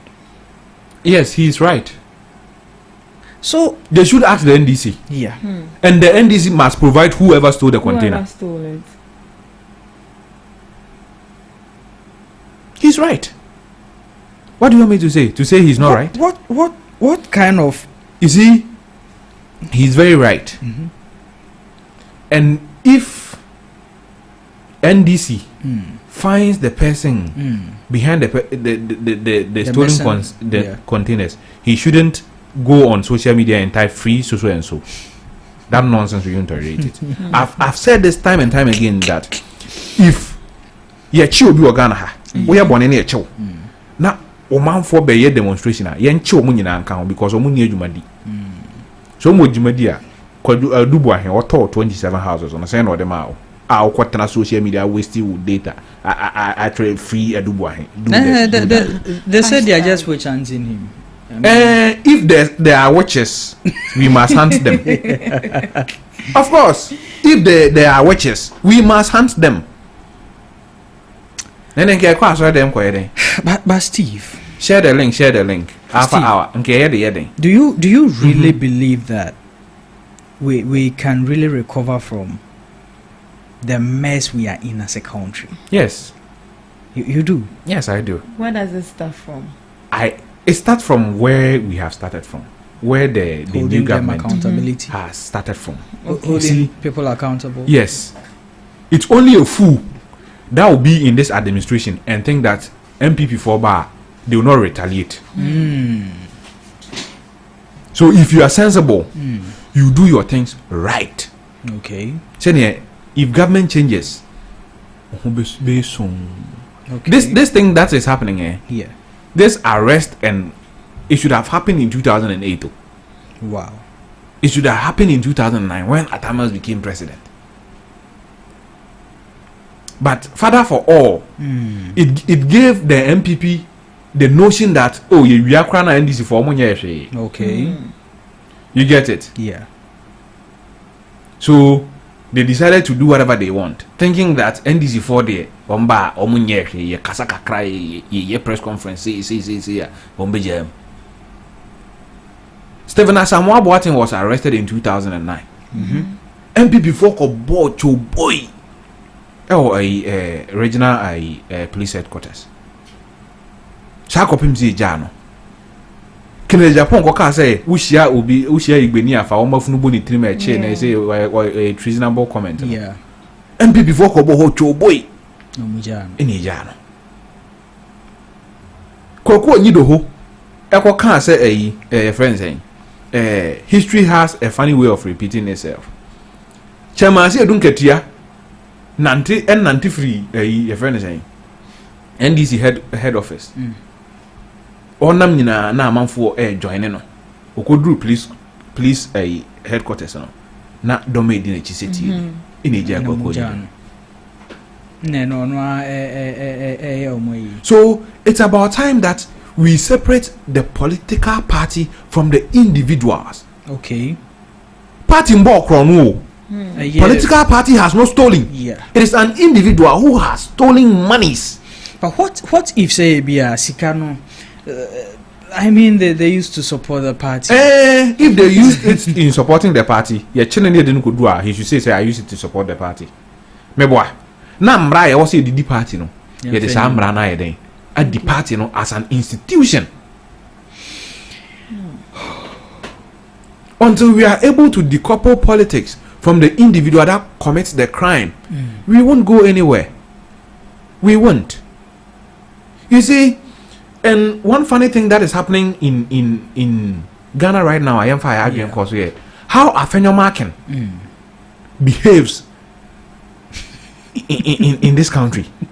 How is he behaving? You see, when there's an issue, Afenyo Marken will organize a press conference and come out and say their side of the story. But I mean, he's trying to make people know that when the Attorney General organized a press conference and also gave facts. Now they are saying that Attorney General shouldn't have done that. Now they all call a press conference. You are also Attorney General and court. One chance on court one man response or court. Bonting and a bill response by. No so about responding to you in the public. What's it won't be that? And one funny thing is that you see, I would go into the Adubuahi case with this. Okay. Send a mini case. Why? Papa, you don't want to talk about. Do you know the man personally? Oh, you Bonini. Yeah, you should have. They should have been here yesterday. Yesterday I had school. Oh. Oh, you Bonini. Papa no. Ade. Say Janaka. No, didn't see car. Onko 27 house. Obi didn't dey bury aponche na. Mono say didn't dey bury see dan. You see, in a law court, we have something like discovery. Okay. So if I'm going to prosecute you in a law court, I have to show you what I'm going to use to prosecute you. Okay. And once I do that discovery in the court, it becomes a public document. Anybody can go to the court, request for the case docket, and go through it. Okay. But MP before say, "Wamunti bida," say Attorney General, I've been making the evidence public. Now so I won't and care and then when I bow, exactly. When I bow. And one thing is that we've been in this country where Cecilia Dapa has got off scot-free. Is she off? Isn't she? But I thought Martin Pebu said when power changes hands, he's going to change. Why hasn't he gone yet? What is he waiting for? Power has changed hands for how many months now? So why hasn't he gone? I don't know. You have to find him and ask him. You see, so what the AG did is smart. Now we the people, we are privy to the evidence. Okay. And you say we are judge now pa kobosa evidence need to go. You have to come and tell us why those evidence are not admissible. Well, the NPP is arguing that it's still just allegation because court hasn't settled whether the man is actually a culprit or not. That's what they're saying. Say me so na me dey court. I didn't na me dey court. I'm taking you to court because I know that what you've done against me is wrong. It's wrong, and I'm going to secure a conviction and or whatever I want from the court. But Sunday, why you mean say me different? Na ma dream na me. How dem corner court in na ma dream na me come adwin. When the CC say obi ntimi Canada on my way. And almost so come wadwen say allegation keke. Enti say allegation ah. Ono so be Canada say concrete proof. Enti na omo ka say. Na nka wo say attorney general and won so be ka hwe. Ono omo so court na nsi wo ma attorney general na kwa ho. Nti omo gogo. Wo mo so nkoi. So amako. Nti omo nka ma no dume. Papa ka ma no dume. Omako. But now minim so omo go kan say almost sorry asempa. But almost na asama na minim so omo go kan no. Ehia sa na mte. Omo akosi court ni mom say bill no more there terms like a outrageous. Yeah, outrageous. How do you sue somebody for this? Is it? I thought they were going to. It actually doesn't make any you see, enema ya omu ye ho. What they are doing eh? Womema ebeka kra omunya young man e man join the party no. I'm telling you the fact. Woman, you see, bail conditions are the officers, their discretion. Oko court kra na judge no, it is his discretion. There's nothing like a standard bail condition for anyone. The risk surrounding you any be so they are then amount bail conditions. Okay. Ain't risk in so here 200 nipa otimi ko UK no ko order like his schemes to make it look like he's in Dubai. Buy Emirates ticket, send ka Obagana, cancel the flight. Then change his name. KNYNO. Who are we talking about? Come on, do what here. KNYNO. I didn't know. That's what I'm asking. KNYNO trying to sneak into the country. Nipa they be a first class now. You have the way you economy. Yes, na first class. I am passports actually. Na first class. Who did the real man? What's your risk no from? You say your risk is down. It's low. In the now. Okay. There's this woman, whatever Tamaklo. He was one of the appointees under JM. Oh, okay. Also, say no. We tried her in absentia up to the neck when you man be a man Yeah. Your man be I remember that case. Her name is something Tamaklo. She's still not back. And Alice Mode signed his bail, her bail conditions. Yeah. Do you know what that man has gone through? Yeah. He had to cough certain amount to pay. So this whole noise, I think it is just a way to frustrate the court processes. NPP hopes and believe that they will win 2028 elections. Really? Yes. Like the same way they believe they will win the 2024. They believe and hope that they will win the 2028 elections. On what conditions? On the condition that JM will go and a new candidate will come, and there, but Bawumia is popular than the new candidate. But let me tell them this.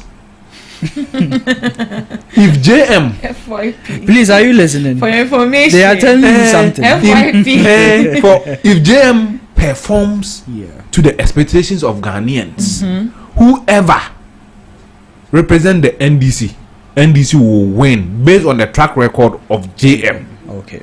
That's one thing they refuse to recognize, that Bawumia was running on the ticket of Akufo-Addo. And the election that we went through wasn't just a vote against Bawumia, but it was a vote against John Mahama. What do you call it? Akufo-Addo. So you think that it has become a more of a continuity thing? Of course. They look at your predecessor.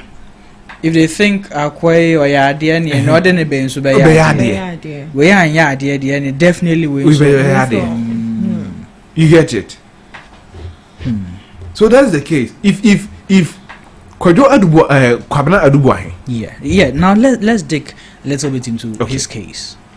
Let's dig into it. So as I was saying, now you have the platform for the next 5 minutes. It's not enough. It's okay. The minority are the ones who stoked the flames, and then later, when the Attorney General respond, they will go like, "I didn't know why." You see,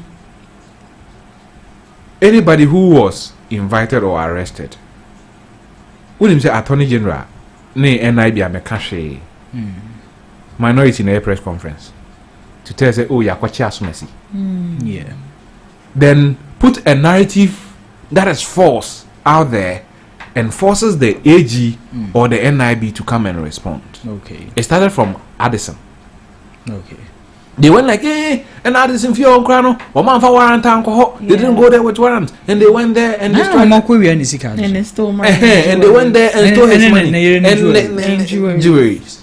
I don't know more. And unnecessarily the party quarter or say jewelries are a for a year media.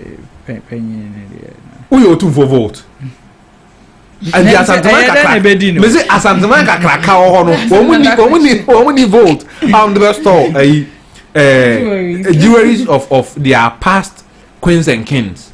Woman be Cecilia Dapa. Unye de share menshia. Na menshia abeyano. Me say otumfo ni o say otumfo to. Nti obo ba be kan. Minim so obo ba kan na so on kan dia. Because chese menshia why ma. Do munya baby. So yeah no you dwenya kura ho. And you see it is becoming a problem. That's always finding ways to hide behind a chief is becoming a problem in this country. Okay. And a bibia or hine and nana where o kasam boa you see jasem we kan wasem ni yeah e ko ba se na po hu ma asem ne ko ba bia sir. I'm telling you, who will prosecute Otumfo Akwada? Otumfo Ofase, Otumfo Oba, Otumfo Nana, who will prosecute him? I've heard on social media, I don't know how true it is, but I've heard that people have started calling the president to pardon Gift Awari. He should pardon her. Yes, my own fact crime is on free no. I didn't know. And nobody knows. So this issue of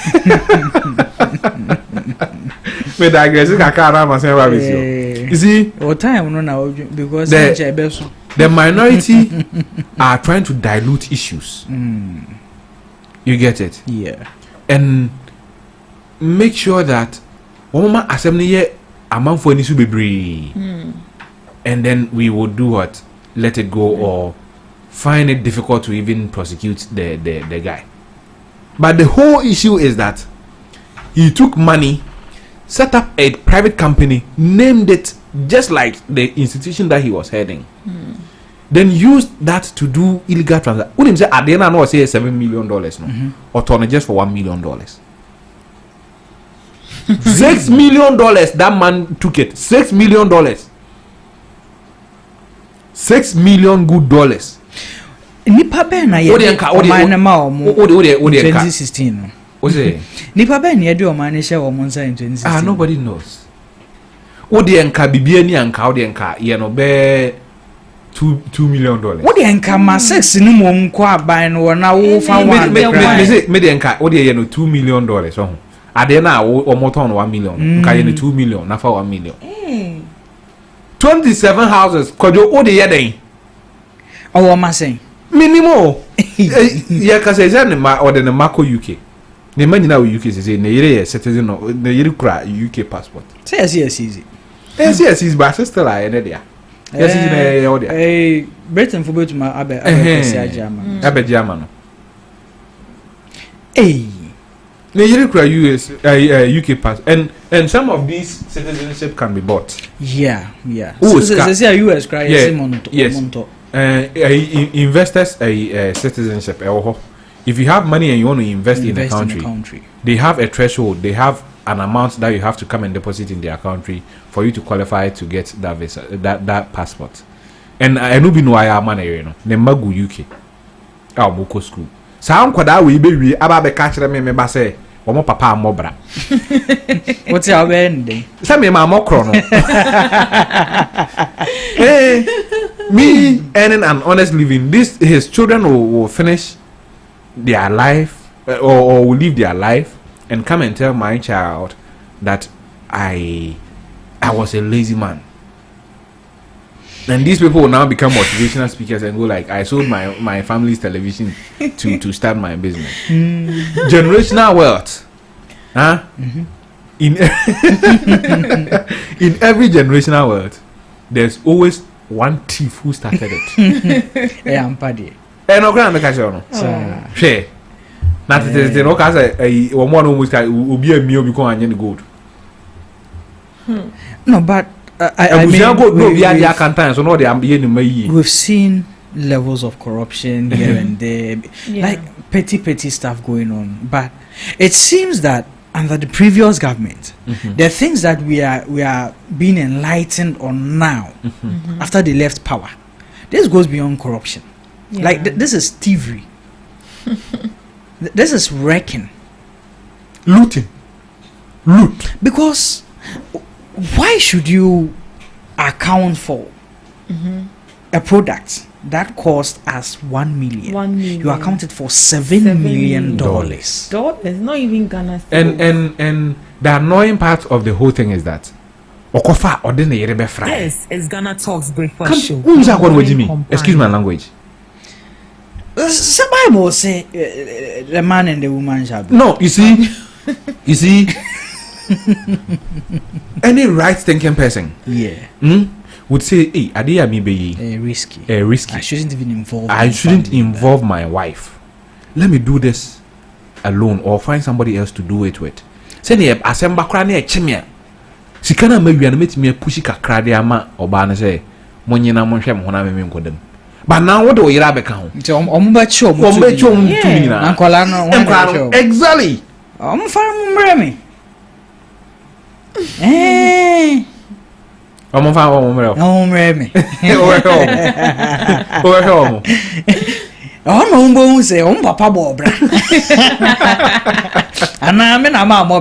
the thing is that the kids shouldn't suffer for the sense of their father. Yeah. You get it. Yeah. In as much as what he did was bad, I think that I know now you would open your family up for a lot of scrutiny. Yeah. No, you see all this. Yeah. In the end, Obia Crown won't feel comfortable working with your child. Obano Ninia. No, be better than you man who needs a war banana and our papa crom for what should say war on your crom for. But the man looks very innocent, too. He's a deacon. Yeah. Yes, he's a deacon in church. This is the reason why I don't even go to church now. I saw him preaching. Yes. And he was telling people about taking opportunity. Oh, that's what he took. Grab it. You took his opportunity. Grab it. Hey. Wow. Charlie. So what do you expect of this case? Do you think that the NPP's cry of what's hunting from the NDC is? I expect the NPP to put up a fight. Okay. But this fight is senseless. Fight way. Don't you think any fight at all is just going to delay the process? If I were the NPP, Nkamia will aid this prosecution. Why? Do you think if with the evidence out there, if NPP decide defending this guy, NDC wouldn't use it against them in the 2028 elections?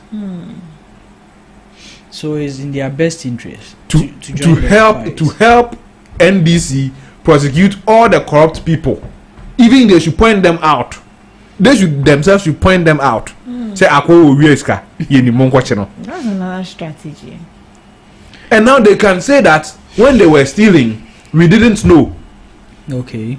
In 2028, when NDC say, hey, hear the number of people you've prosecuted and jailed, they will say, yes, you've prosecuted and jailed them. We helped you in doing that. When they were stealing, we didn't know. As a party, we didn't know. But when we got wind of it, we helped you prosecute them. Okay. And that will also be a campaign strategy. Okay. You get it? Yeah. But these people will organize press conferences and defend the thieves. But I think we also party here. Don't you think that they are taking this whole corruption fight very lightly, because in their minds they think it won't amount to anything? It's just going to be like the normal political game between the NDC and the NDC. If they know who the current Attorney General is, then they should know that once that man set his heart on something, he will do it. So you think that Attorney General is not going to lower his muzzles? The president himself is not going to lower his muzzles. Are you sure? Yes. So we should expect. Okay, you actually say we should expect a rumble in the rumble in the he has terms. Yes. And he doesn't laugh. Have you imagined? I've not seen him. Yeah, he doesn't laugh. He's always serious. One of his photos I saw. Why is he so serious in life? He's a fraff man. I don't like people like that. You don't like serious people. Me, I'm a serious guy. I don't want to meet many serious people like that. See, I know students who have gone through his hands at the University of Ghana Law School. Yeah. And when they tell you about him, he's one of the brilliant lawyers Ghana has ever produced. Okay. I mean, the man has a Harvard background, right? Yes. Yes. He's a Harvard trained. Mahama Ayariga. When in the NDC, majority yes, in the NDC. When you take Chachuchi Kata, he's in a league on his own. Yeah, Chachuchi. Yes. Then you take. Oh no, he's alone. Yeah. And you take him. You take the current Attorney General. Yeah. You take the Attorney General who was the deputy. No, not the deputy. The deputy is also a level beneath him. What do you call it? Brew something. She was the former Attorney General before NPP took over. Yes. One more level, no. They are also there. And then you come. We look at the Tadiosoris. Yes, they are at that level. Then you come a step lower. Then you get Edoji Tamaklo. You get Justice Rimsai and Sami Jemfi. No, Sami Jemfi is a level below them. So Sami is with the Beatrice Anangs and Beatrice is very brilliant too. Of course. You see, it was a deliberate agenda. Okay. So at every stage they have brilliant yes for the it law. Was a deliberate agenda to do that for the NDC. You know, at a point in time we associated NDC with Buga people. Yeah. And now they are rather showing the elitism. Exactly. And now MPP has the Buga. MPP has Chama Untumi and Abronya. And now Ketechi FIFA joining. But it's an interesting academic background the NDC is having now. So sometimes you listen to FG and Charlie, the He's guy. brilliant. I know him. He is brilliant. Serious. That guy is serious. He is brilliant. And look at not just law. Look at what do you call it? Finance, accounting, agric. Yeah, agric.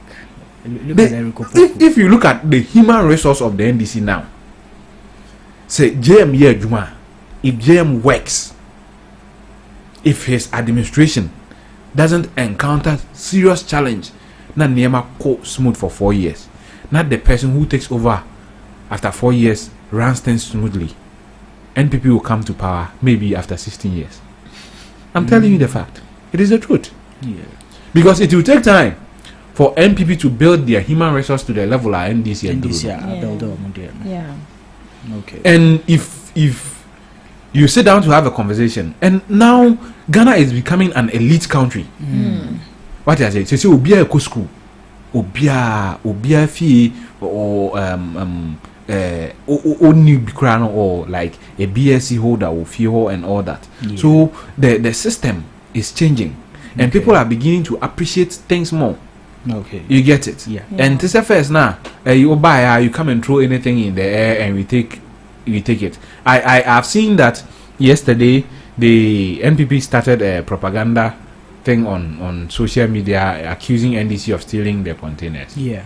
But if you read under the comment, if NPP people post that and you just go, sometimes I just go there to read the comments, and you realize that people are now more abreast with issues. You can't buy them with propaganda. Exactly. Okay.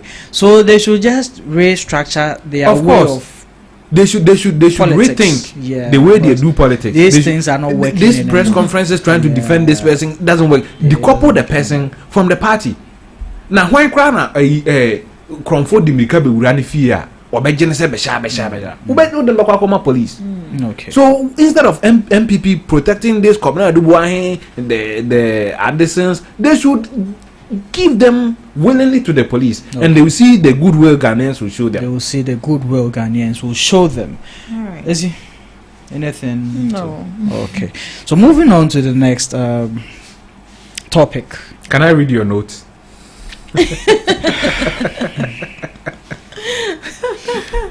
Is he writing notes? She's writing notes. No. So the next topic for discussion, and this topic really interests me. We all know how Supreme Court judges themselves, and not to even talk of Chief Justice, how they have a particular term to serve.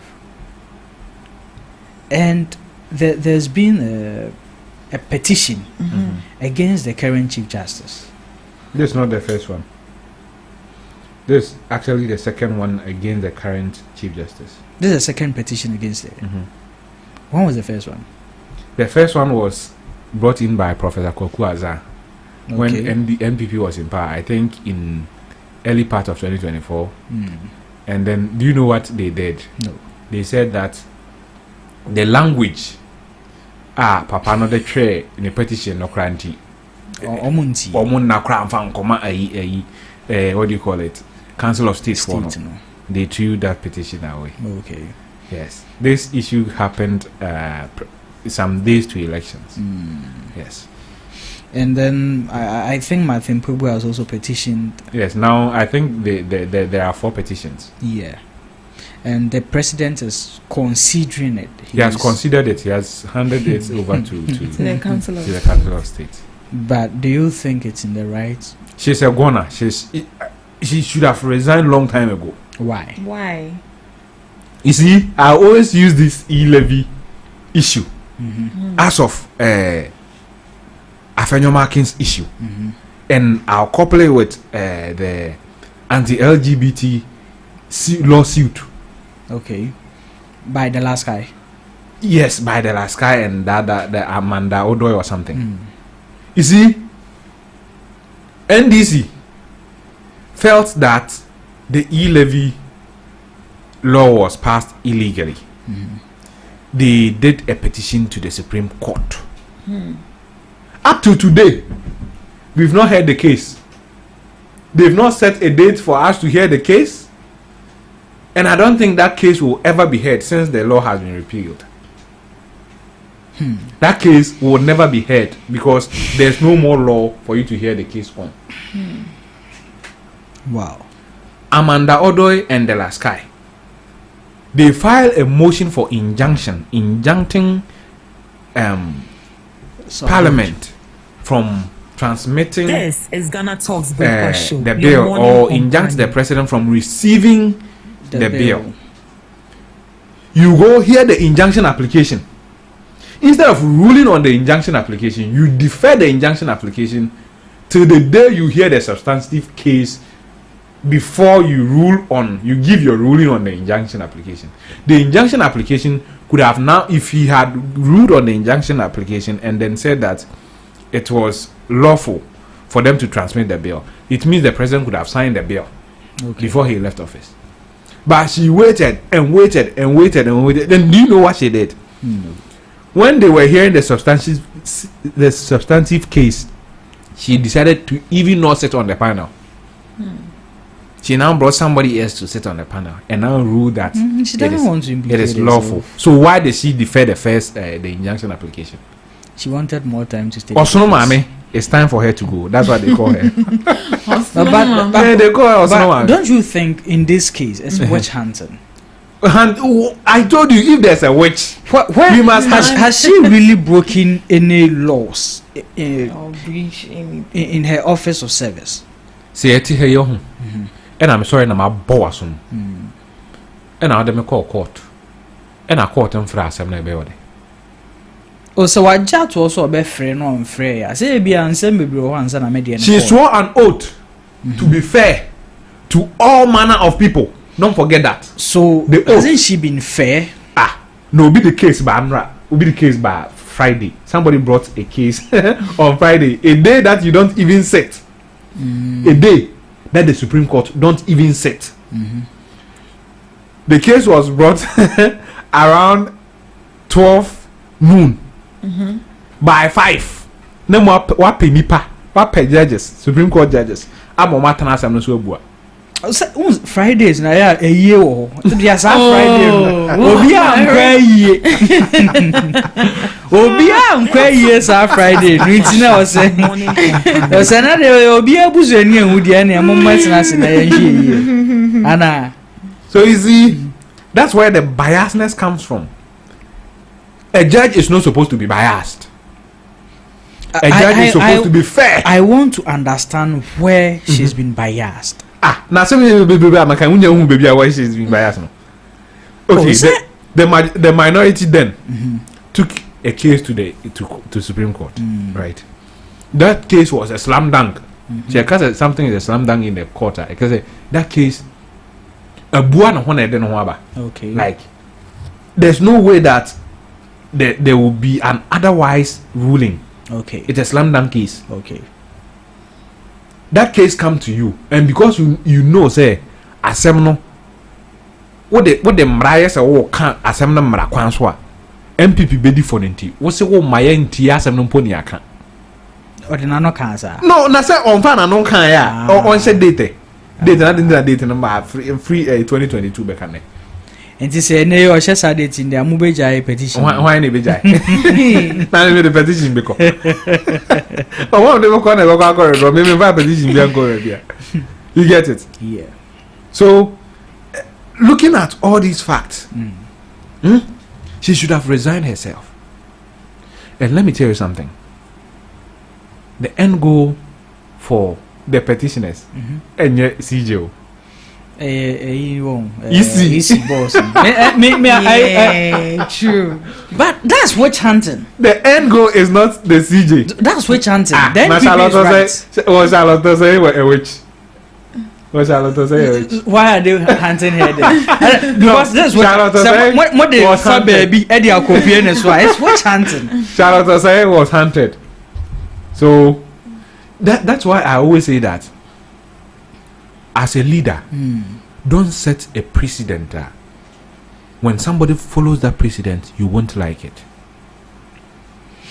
Because whatever you do as a leader becomes a case study. Excuse me. Sorry. Even in your house. Yeah. In my house, I have a habit. Okay. When I'm brushing my teeth, I put one hand at my back and then I brush. My daughter does the same thing because she has been seeing me doing it. Yeah. So as a leader, what you do shouldn't be a precedent. Obi Faswa Enyawode. On what grounds was Charlotte Osei removed? Procurement breaches. And don't forget, EC has a procurement department. Electoral Commission. Yeah. A procurement department. Yeah. We didn't say Charlotte Osei couldn't conduct the elections well. And Nundi ye free ho. We removed Charlotte Osei because of a department under her supervision didn't do things right. Okay. So now let's look at the current EC board, EC chairperson. Do you remember SAR? They sat down for 4 years without a member of parliament just because the EC wrote a letter administrative and decided that those people shouldn't have what do you call it? A representative. But Emrae share no parliament biano. They didn't have a say, but they had to follow it. They had to pay e-levy when their representative was not there to talk for them, advocate on their behalf. Look at Ablekuma North. Yeah. 3 months in. They don't have an MP. An MP. And here 4 years they will not get an MP because the EC wants to depend on a scanned copy, not from the EC itself, but from an opponent. Now, when I bet you say, you want to depend on a scanned copy from my opponent to declare the elections. I can scan something, use PowerPoint, and edit the figures, can't I? Sure. But in their case, Angaza, what do you think should be done? A re-election? A rerun. A rerun. Yes. They should cancel the entire election, not just the small polling stations. They should cancel the entire elections. Let them go and do a new one. Back to the Chief Justice. What is their basis for her? I just told you the basis. No, I'm not. The basis are some of the things I told you. I've not seen. Have you seen the petition? I haven't seen it. I haven't seen it. Now you haven't seen it. I haven't seen the petition. Okay. Abi, they didn't send it to me. They sent it to the person. I think these are some of the reasons why anybody would want the CJ out. The reasons I cited: biasness. So it's not because she was brought in by. No, come on. The NPP government. Are you sure? No. It's just about some of the things they think. I'm coming. When Atamels took over in 2009, the Chief Justice there was Kofo's appointee. Kofo appointed, brought that Chief Justice in. I think Bamford had or something. Yes, something like that. I don't remember the actual chief. Yes, but she was allowed to do her job until the time was up for her to retire. You get it? Yeah. So it has got nothing to do with say MPP and then buy and all that. You get it? Yeah. But sometimes the right things must be done.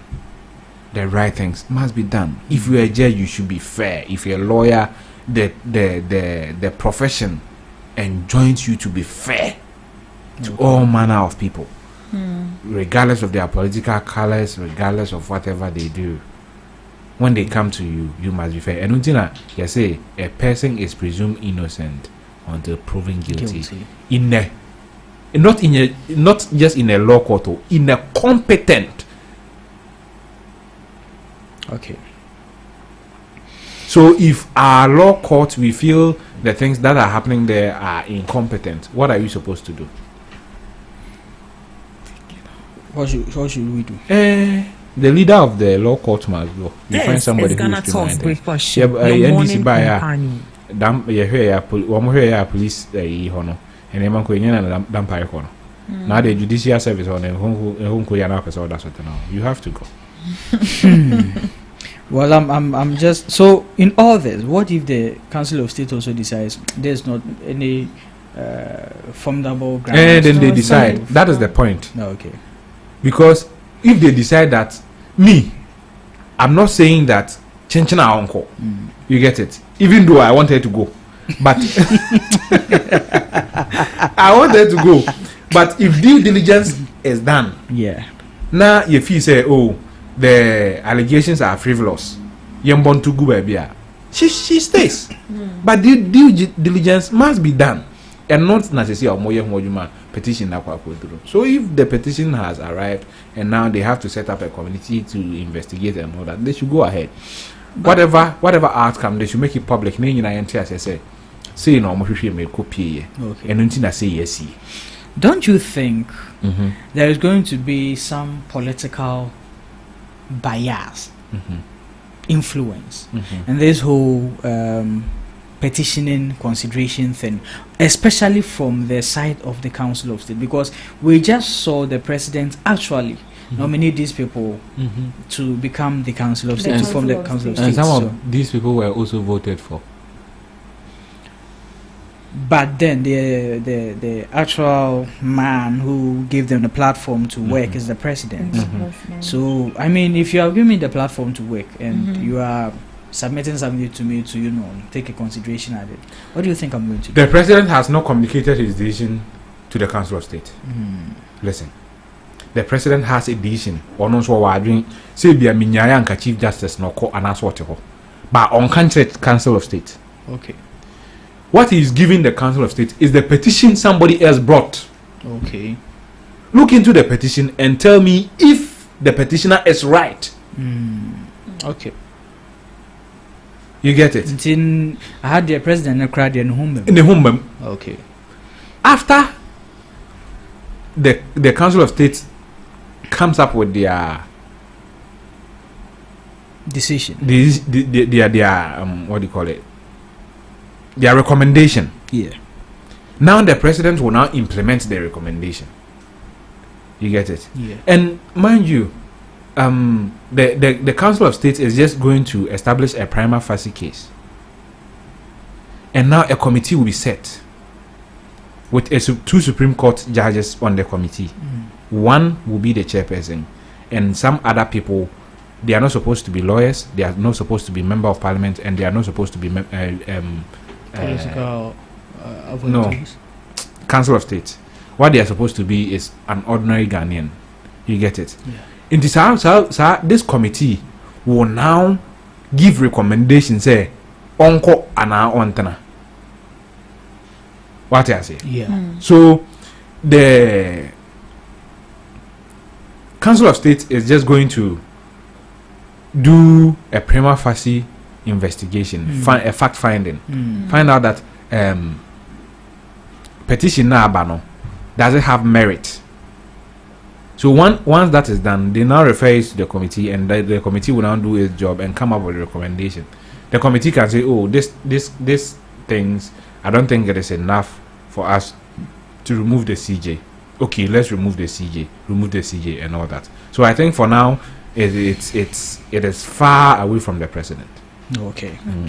Far away from the president. You also think so?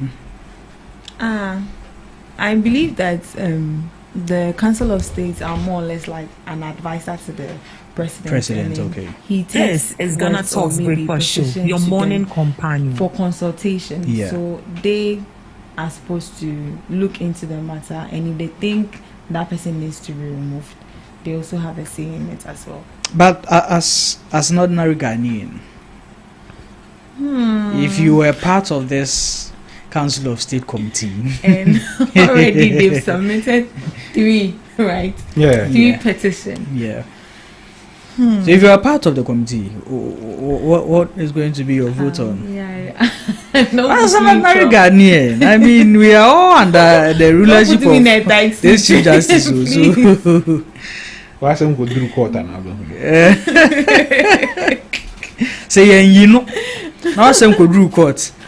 Una nanga obviously even. Sure. No be shishumwa. Yeah, so stay with us on Ghana Talks Radio. This is Ghana Talks Breakfast Show. Let's hear from you in our comment section. Join the conversation. Let us hear your suggestions, your opinions on various discussions that we've had, and we will get interactive with you. On to the next topic is this topic. I want you to be fair.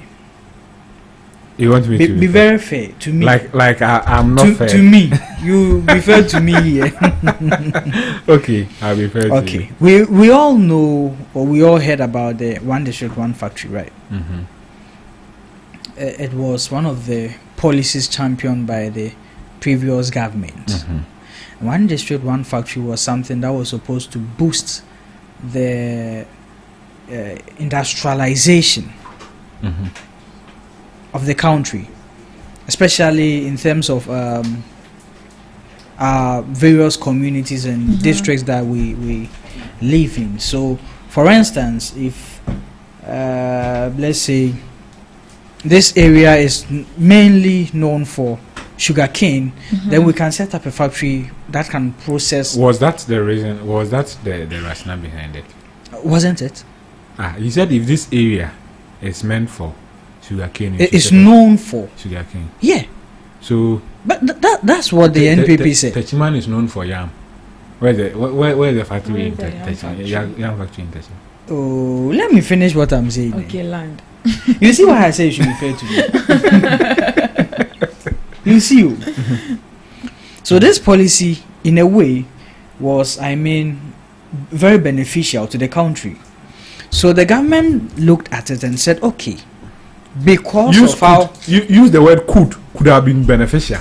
Could have been. It has not been beneficial at all. Use could. How hasn't it been beneficial? No, it could have been, but it has not been beneficial. You see, One District, One Factory was a policy to help with import substitution. You get it? Yeah. It was supposed to cut down on our import. Yeah. Go and check the number of things we imported then and now. Go and check. And tell me one company under the One District, One Factory that is operational and how much the state have made on that company. Come back, what's your So now we don't have one. Me say, I just asked you, come back. What you mean? And it means that none of that kind of company exists. Ezi, unimbi. They will tell you a convi. Do you see a convi juice? Do you see it? I don't see it. Who is there? Me, I see Calipo, I see Don Simon, I see Series, I see Fruit. I don't see it. When we went to the place the other time, yeah, where I bought the Don Simon. Did you see a confit juice there? You didn't ask. Did you see? No, you didn't ask. No, did I ask for the? I saw the Don Simon and I pointed that I want Don Simon. That's Don Simon shelf. Maybe the confit shelf is somewhere else. You see, the One District, One Factory. Yeah, was a brilliant policy. And I mean, the government saw it was good. I mean, and tax waiving be. Why and almost tax waivers no? Sunda, please talk for One District, One Factory. Are they the only companies? Over $1 million, $100 million tax waiver. Sasunda company no. Are they the only company? Are they the only company? I don't know. Me be able to me.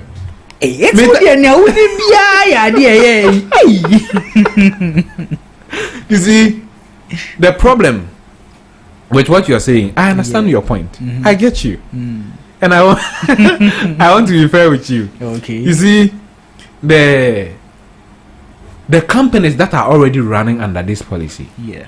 I think that the government should take a look at it and find an umbrella that will bring them under it. Okay. You get it, so that the country can properly take care of this company to enable them grow. Okay. But we shouldn't just throw the money around as if say waiver or say me pay tax waiver. Untumi mu nyina age one district one factory sika. The company ben some too good. Factory ben come untumi abi. Now too good factory. I'm too good. Is mining a factory. Good. And I'm saying mining is not a factory. Mining is not for phone check the definition of factory. Factory is processing. You process something. What are you processing? They are processing the stones. Processing the stones. So you see, in as much as I would have loved that enka yemfa kwan bi so mo no. Womo na nkasa no, they didn't cloud themselves in glory. Okay. So it is easy for somebody to just discard otu na oya basa. Obi ewura ha o. And that is how now the one district one factory is, because we've realized that Mahama setting up Exim Bank, the idea was to improve our industrialization drive. Okay. And MPP 4 by, and they decided that let's do one district one factory.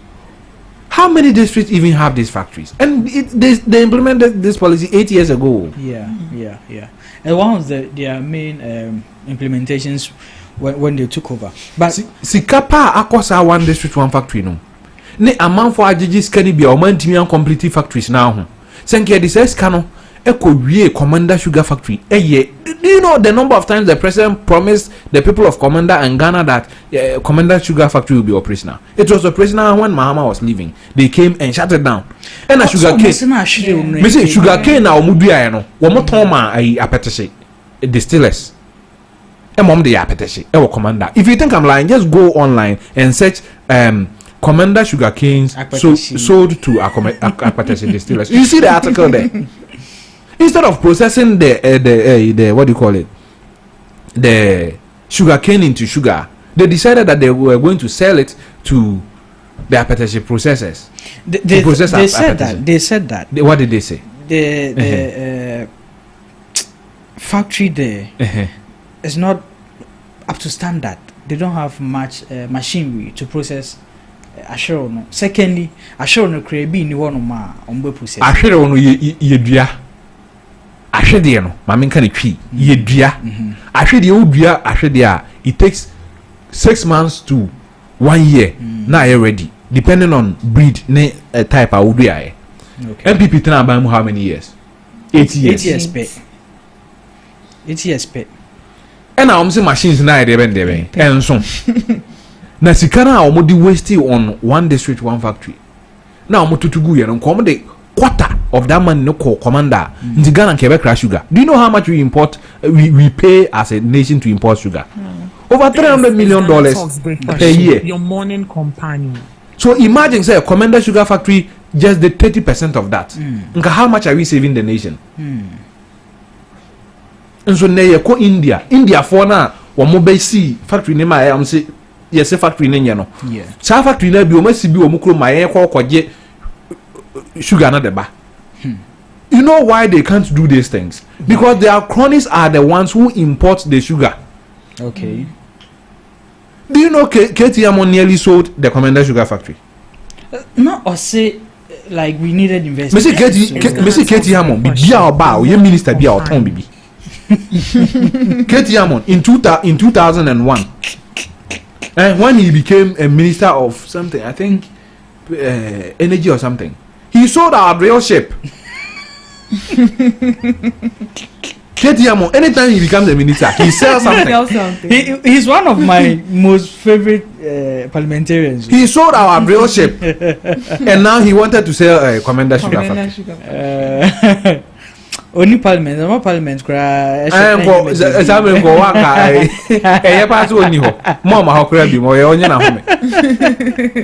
But why do you think the one district one factory policy failed?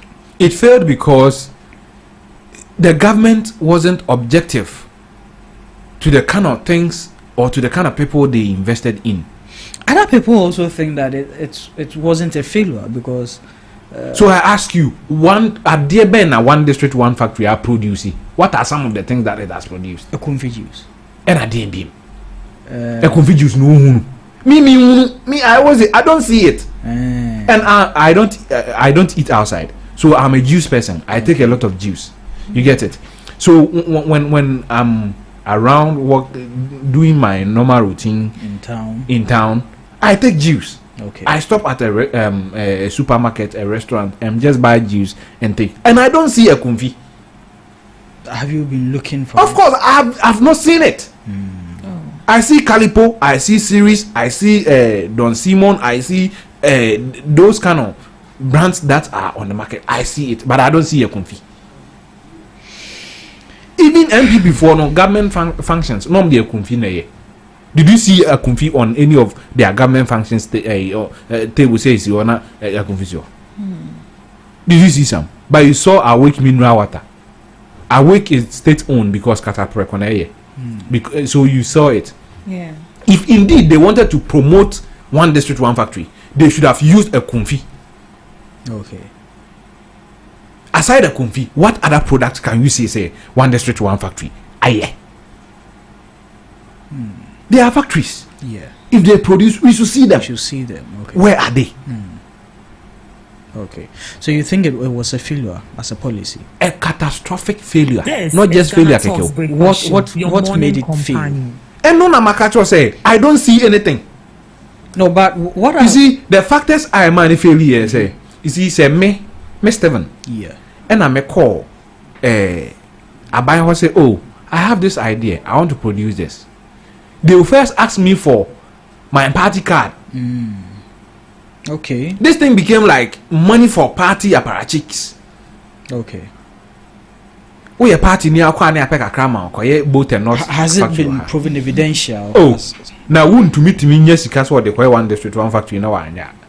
What more evidence do I need? I've mentioned one person, so it is enough evidence. But that man has money on his own. Why should he go for state money to do something again? Epocracy to go. So yes, finance minister says he's abolishing the tax waivers on the one district, one factory. Does that mean that the NDC has no intention of improving on the policy itself? The policy is a dead policy. So what do you, like? How do you like? Why would you resuscitate something that is dead? I'm fanfast will be a woo. So bia omo anye ni ye ni nti na ebi omo ye ni ye yeah ono yere wo manya memfasa amba memfasa nsusu ono yere wo na akora ni wu a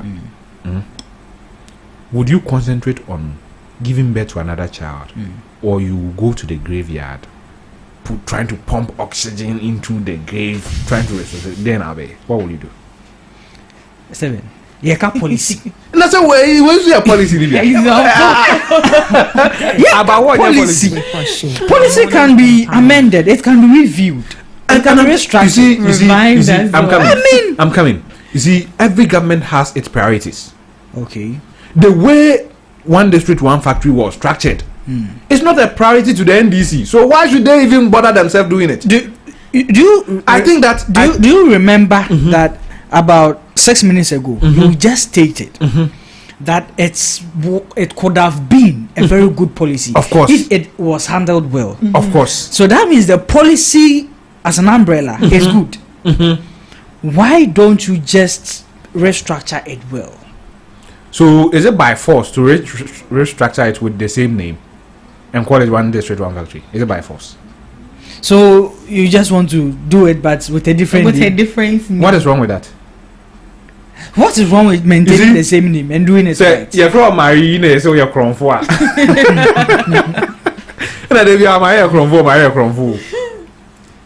Now, when your opportunity to either have a new name or something, will you still choose the name that is synonymous to robbery? You see, one district, one factory itself is a crime zone. Dream. Bonne. Akoso. People took the money and instead of constructing the factory, they didn't. Some constructed the factory to a certain level and couldn't operationalize it. What is can say what they call a factory? I produce we arbitria. Ask yourself, the money that was given to the people who claim they were the invest, like the private sector, how much na buy na timi back? These monies were government money, so it was Exim Bank money. Yeah. Abiding this kind of money, say na abiding timi recoup. Because if a government, if a bank gives you a loan, it will recoup the loan. How much has the Exim Bank been able to recoup from the one district, one factory beneficiaries? How much? And you think it is okay that we should say, oh, okay, so you believe that it will better be in the right cause that you see they shut this down. Yes, and restructure something and bring it. You see, even the idea of every district having a factory is stupid. Why? Okay, why? You see, when you go to Ahafo, they are known for plantain. Okay. And it's not just one district in the Ahafo region. Okay. So are you saying that there are farmers and every district in Ahafo should have a plantain factory? Why can't you just build one big factory in Goso or in Kukuom or in Hidium or Kenya as in Mem that they saw about Mehame Sankore to process all the to process all the raw material as into plantain chips or whatever factory you want to set up there? Why don't you do that? When you go to the north, they are known for. When you go to Tamale, they are known for cereals and all that. So are you going to build factory in every and shea butter factory in every district in the north? Why don't you just build one big shea butter factory in the north that will take all the raw material out of the north and process it? Why must you have small what do you call it, factories in small districts? Why can't you just build one big factory? Then you know that this is how much I have invested, this is how much I'm projected to get, and this is how much I'm exporting, and this is how much I'm retaining in the country. Why can't you do that? Okay. So the entire one district, one factory thing was stupid. But the idea of building our industry, industrializing our nation was brilliant. Okay. But having one district, one factory, one district, one factory was stupid. It was. I think that it was just political agenda to get people to vote for them and all that. In Uko voter regional, they are known for what? What are they known for? So you build whatever they do there. When you go to what do you call it? Central region, where they are predominantly fishermen.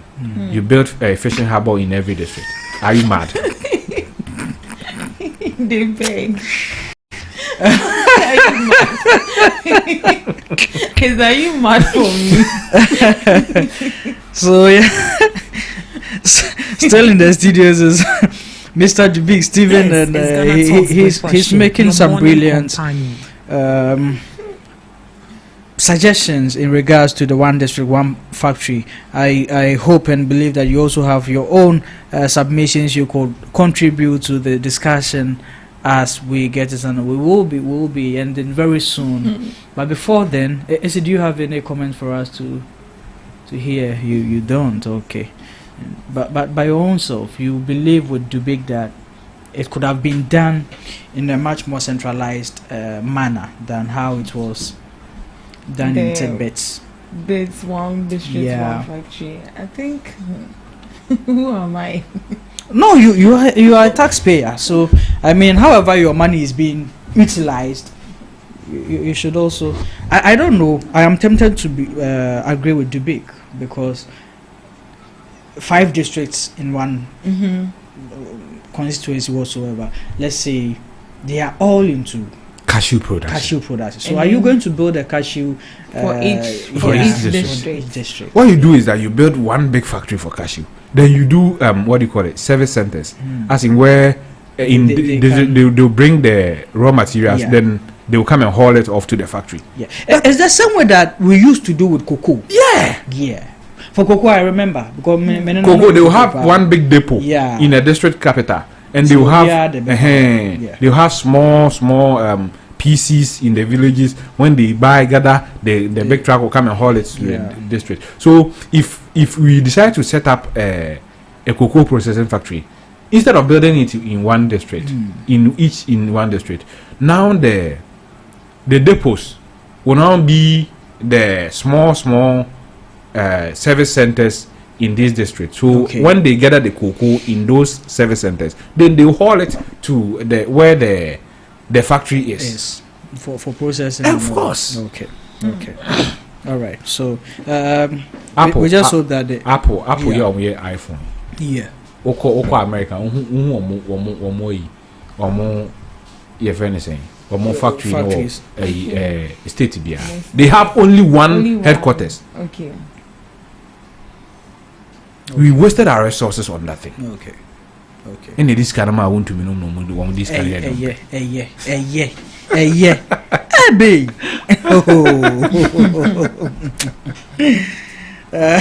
so on to the next, and that's definitely going to be our last discussion for the day.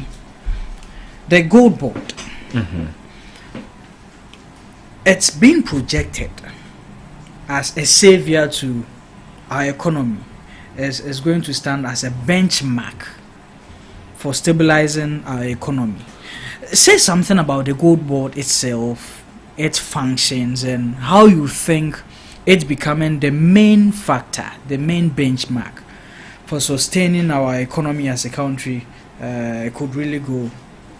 Okay. Gold is one of the largest commodity in terms of value. Okay. Of the things we export in this country. All right. Say cocoa mpo ye on cocoa board boa cocoa ni nyina no cotton this kind of bro man. Why shouldn't we do the same for your morning companion? And I think that it shouldn't just be gold. I think that we should make it the minerals board. Okay. Where all the minerals, not just gold, all the minerals will be procured under them. So under the mineral board, they will have a sub department for gold, a sub department for bauxite, a sub department for lithium, a sub department for diamond, and all that. It is a brilliant idea. Okay. Because now the country would have control over its own resources and where it goes. Okay. Hey, Ghana gold no. Enye ni nyina na ye ton a yenya credit. Okay. There's an organization in the UK. Wamna credit on your gold sales, and for them your gold should be mined sustainably, and then it should be pure. And untina your small scale gold no ayenya no yentimi nko ton no UK na ye ton no Dubai no. Okay. And a UK honso na sika na wokese. O ton gold masa ankrofo no a unya sika no dodo. A chance or the Beko Dubai. But because say yen because say yen yendi, because any monitoring regime and monitor and I control the sale of gold, how we mine gold in this country in India. Yentimi we are not able to maximize the full potential of our resources, our gold, its revenue. Yes. So I think that this gold board thing is a good thing. Okay. As long as my fear is how they implement it. We always have brilliant ideas as a country, but how we implement it, if it doesn't become something for the boys, job for the boys and all that, and we bring expertise, we should bring expertise, people who are experts in this field, to do it. Yesterday I listened to Osei Chairman Sabonsu, and then he was making an assertion that the gold board is brilliant, but nipa na or dano no. We need somebody experienced. But the thing should have a legal foundation. Hey, I like John Mahama for some of these things that he's doing now. Okay. You see, he noticed that after na ebeshe gold board na se. Yeah. Inti ebe here will be a unime mrano wa sheshe mrano. Mrana ebe bo gold board na ho brand. Ebe here will be a unime mra. Na wa sheshe. Okay. The framework, the legal framework of the gold board. And what this Sami Jemfie. Okay. It might even be that after this thing is set up, somebody else will lead the gold board and Sami Jemfie will be reassigned. Sami Jemfie is not, what do you call it, the person in charge of Gold Board. He's in charge of NMC. You get it? And he's under the finance ministry.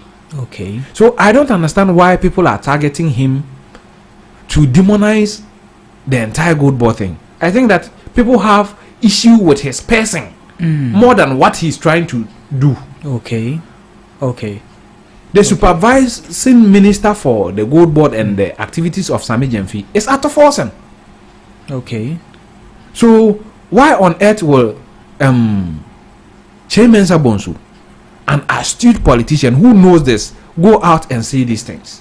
Is he trying to cause disaffection for the Gold Board thing or what?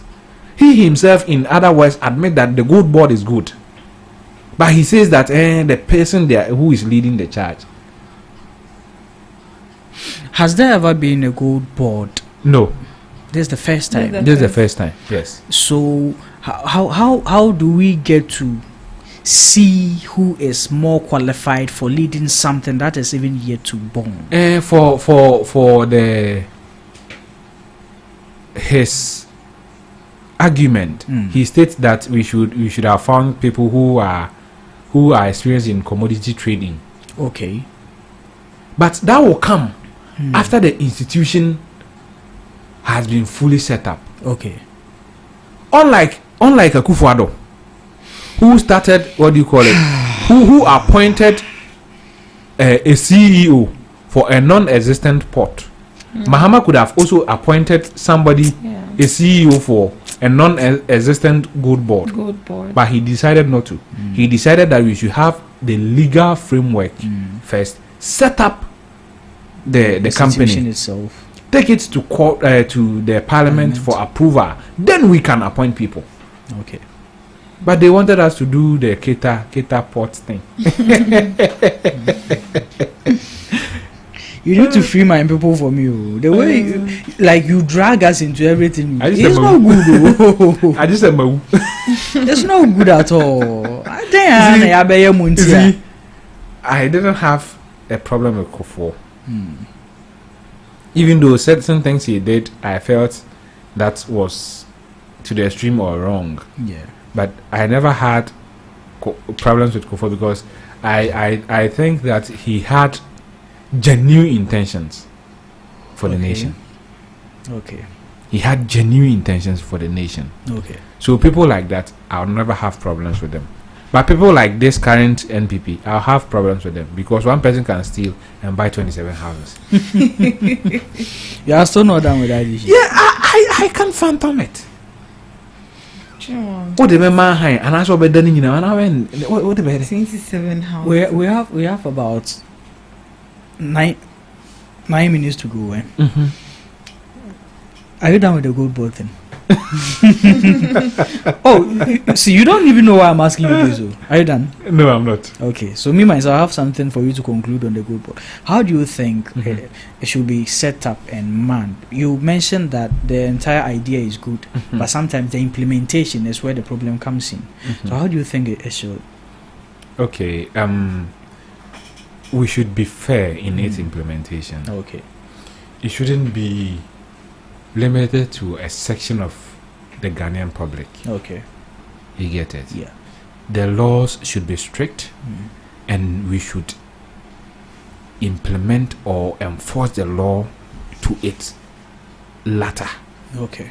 We shouldn't leave room for people to wiggle their way out of the law. Okay. Because Adia Ekun Ghana party say you're smuggling when it comes to gold. Okay. You smuggle gold in the pa. And I Sami said something, I don't know how true it is. He said that we can actually make revenue of about 250 million every week. Yes. Hey, and you hold power. So yes, Ghana is now I think the second largest or the largest gold producer in Africa or the world. Hey. Yes. Wow. We were behind South Africa some years ago, but we are still behind them in sure? Africa. Oh yes. Okay. That's smuggling in the yeah. So but even with that, we are still second. So if we are structured it well to get the actual figure, the actual value of the gold that we export, you can imagine. if we are able to bring that that amount of foreign exchange into our country, like 250 million. Yeah, the city will stabilize.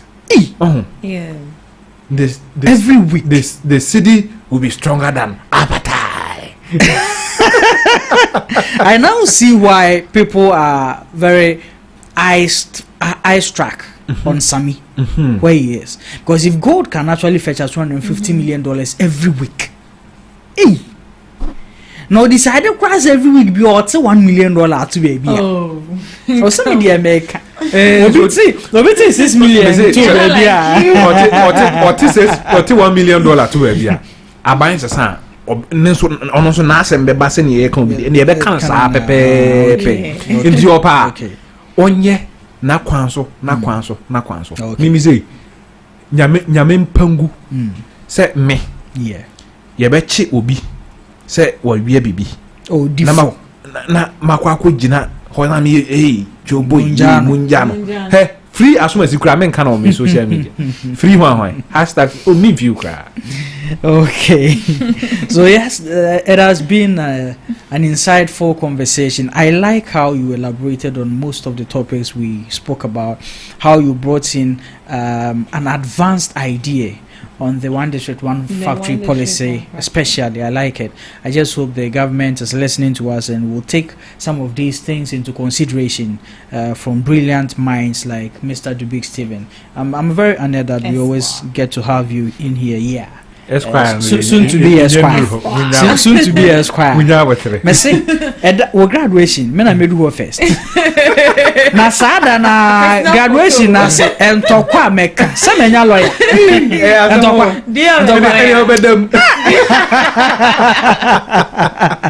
But before I leave you, I want to give you 2 minutes. Talk about Adwoa Safusi. What is going on with NPA? Oguzukasa. Some guys were casa you. Say I shouting ya. On the ocean kunya sama obeka. But you see, MPP say that they are beacon of democracy, free speech near there. Obi kasa mo tuka akuni fi se mo manan kasa. Adena Adwoa or can party na gum. On kan party ngum. Ndide no yi. Ni din ni egu hu fi no ote ni din ho. Enti de da party no so pa omo so nti omo din ho. De da na omo kan wante. You see, Senka Adwoa ba abontin be kan sem na all kan.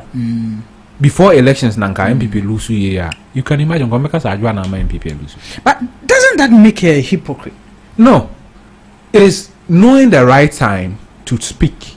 And this is the right time to speak. Really? Now, she will speak, they will address the issue, and then the party will come out stronger. But do you think that is how the party is seeing the entire thing? No, the party is seeing the entire thing as sabotage. But and yes, and can you say yes, sir? That's not supposed how it's supposed to be. They should allow her vent. They should come out and address certain questions she raised. You get it? Yeah. Now every Ghanaian will say, "Hey, Adwoa Safo on some kapa or on some sheho by MPP for Mananka." I'm wondering what they didn't let them say. So anything, if it's a entrokwa me babo ntime ka say no mde Adwoa Safo, they go like on say some way na kwa bekenti no Mananka sa no. Get it? But let her vent everything out. Let her talk. Mananka sa Ghana ehuru ebeden. Ebejo.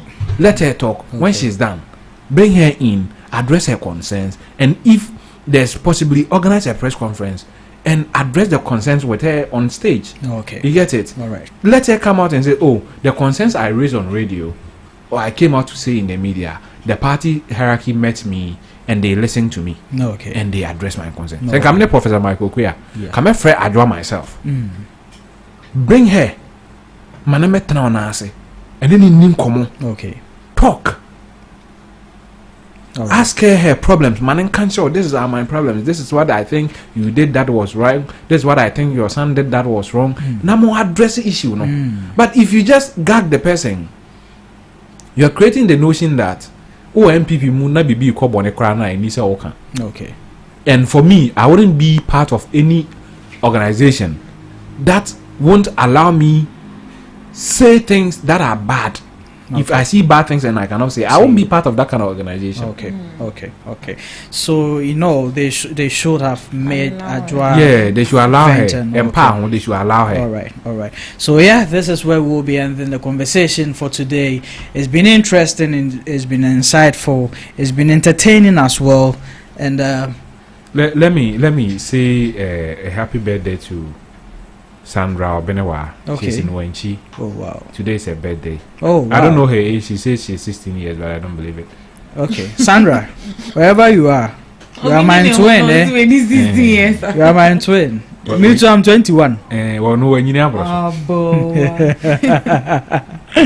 Okay, so yeah, before I leave you, I want to thank God publicly for all the good things He's been doing for me privately. It's my birthday. Happy birthday to you. Thank you. Age gracefully and in good health. Amen. May all the money that you wish for come. Amen. And may all your godly thinking, your godly thoughts, your godly vision come to pass. Amen. Godly. Satanic idea. Amen. The devilish one.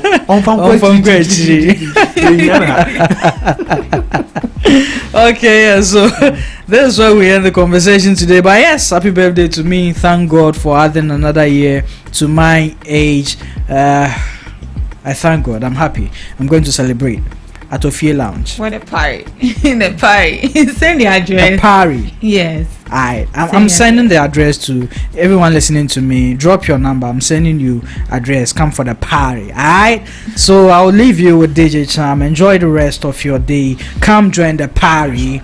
And hey, I want to request a song for myself, DJ Cham. I've already requested a song. Hey, for me. Yes, for you. You play it. Hey, you play it. Just listen. Is it true? It's a nice tune. Yeah. Okay. Hey. I'm about to dance. Ghana Talks Radio, #1.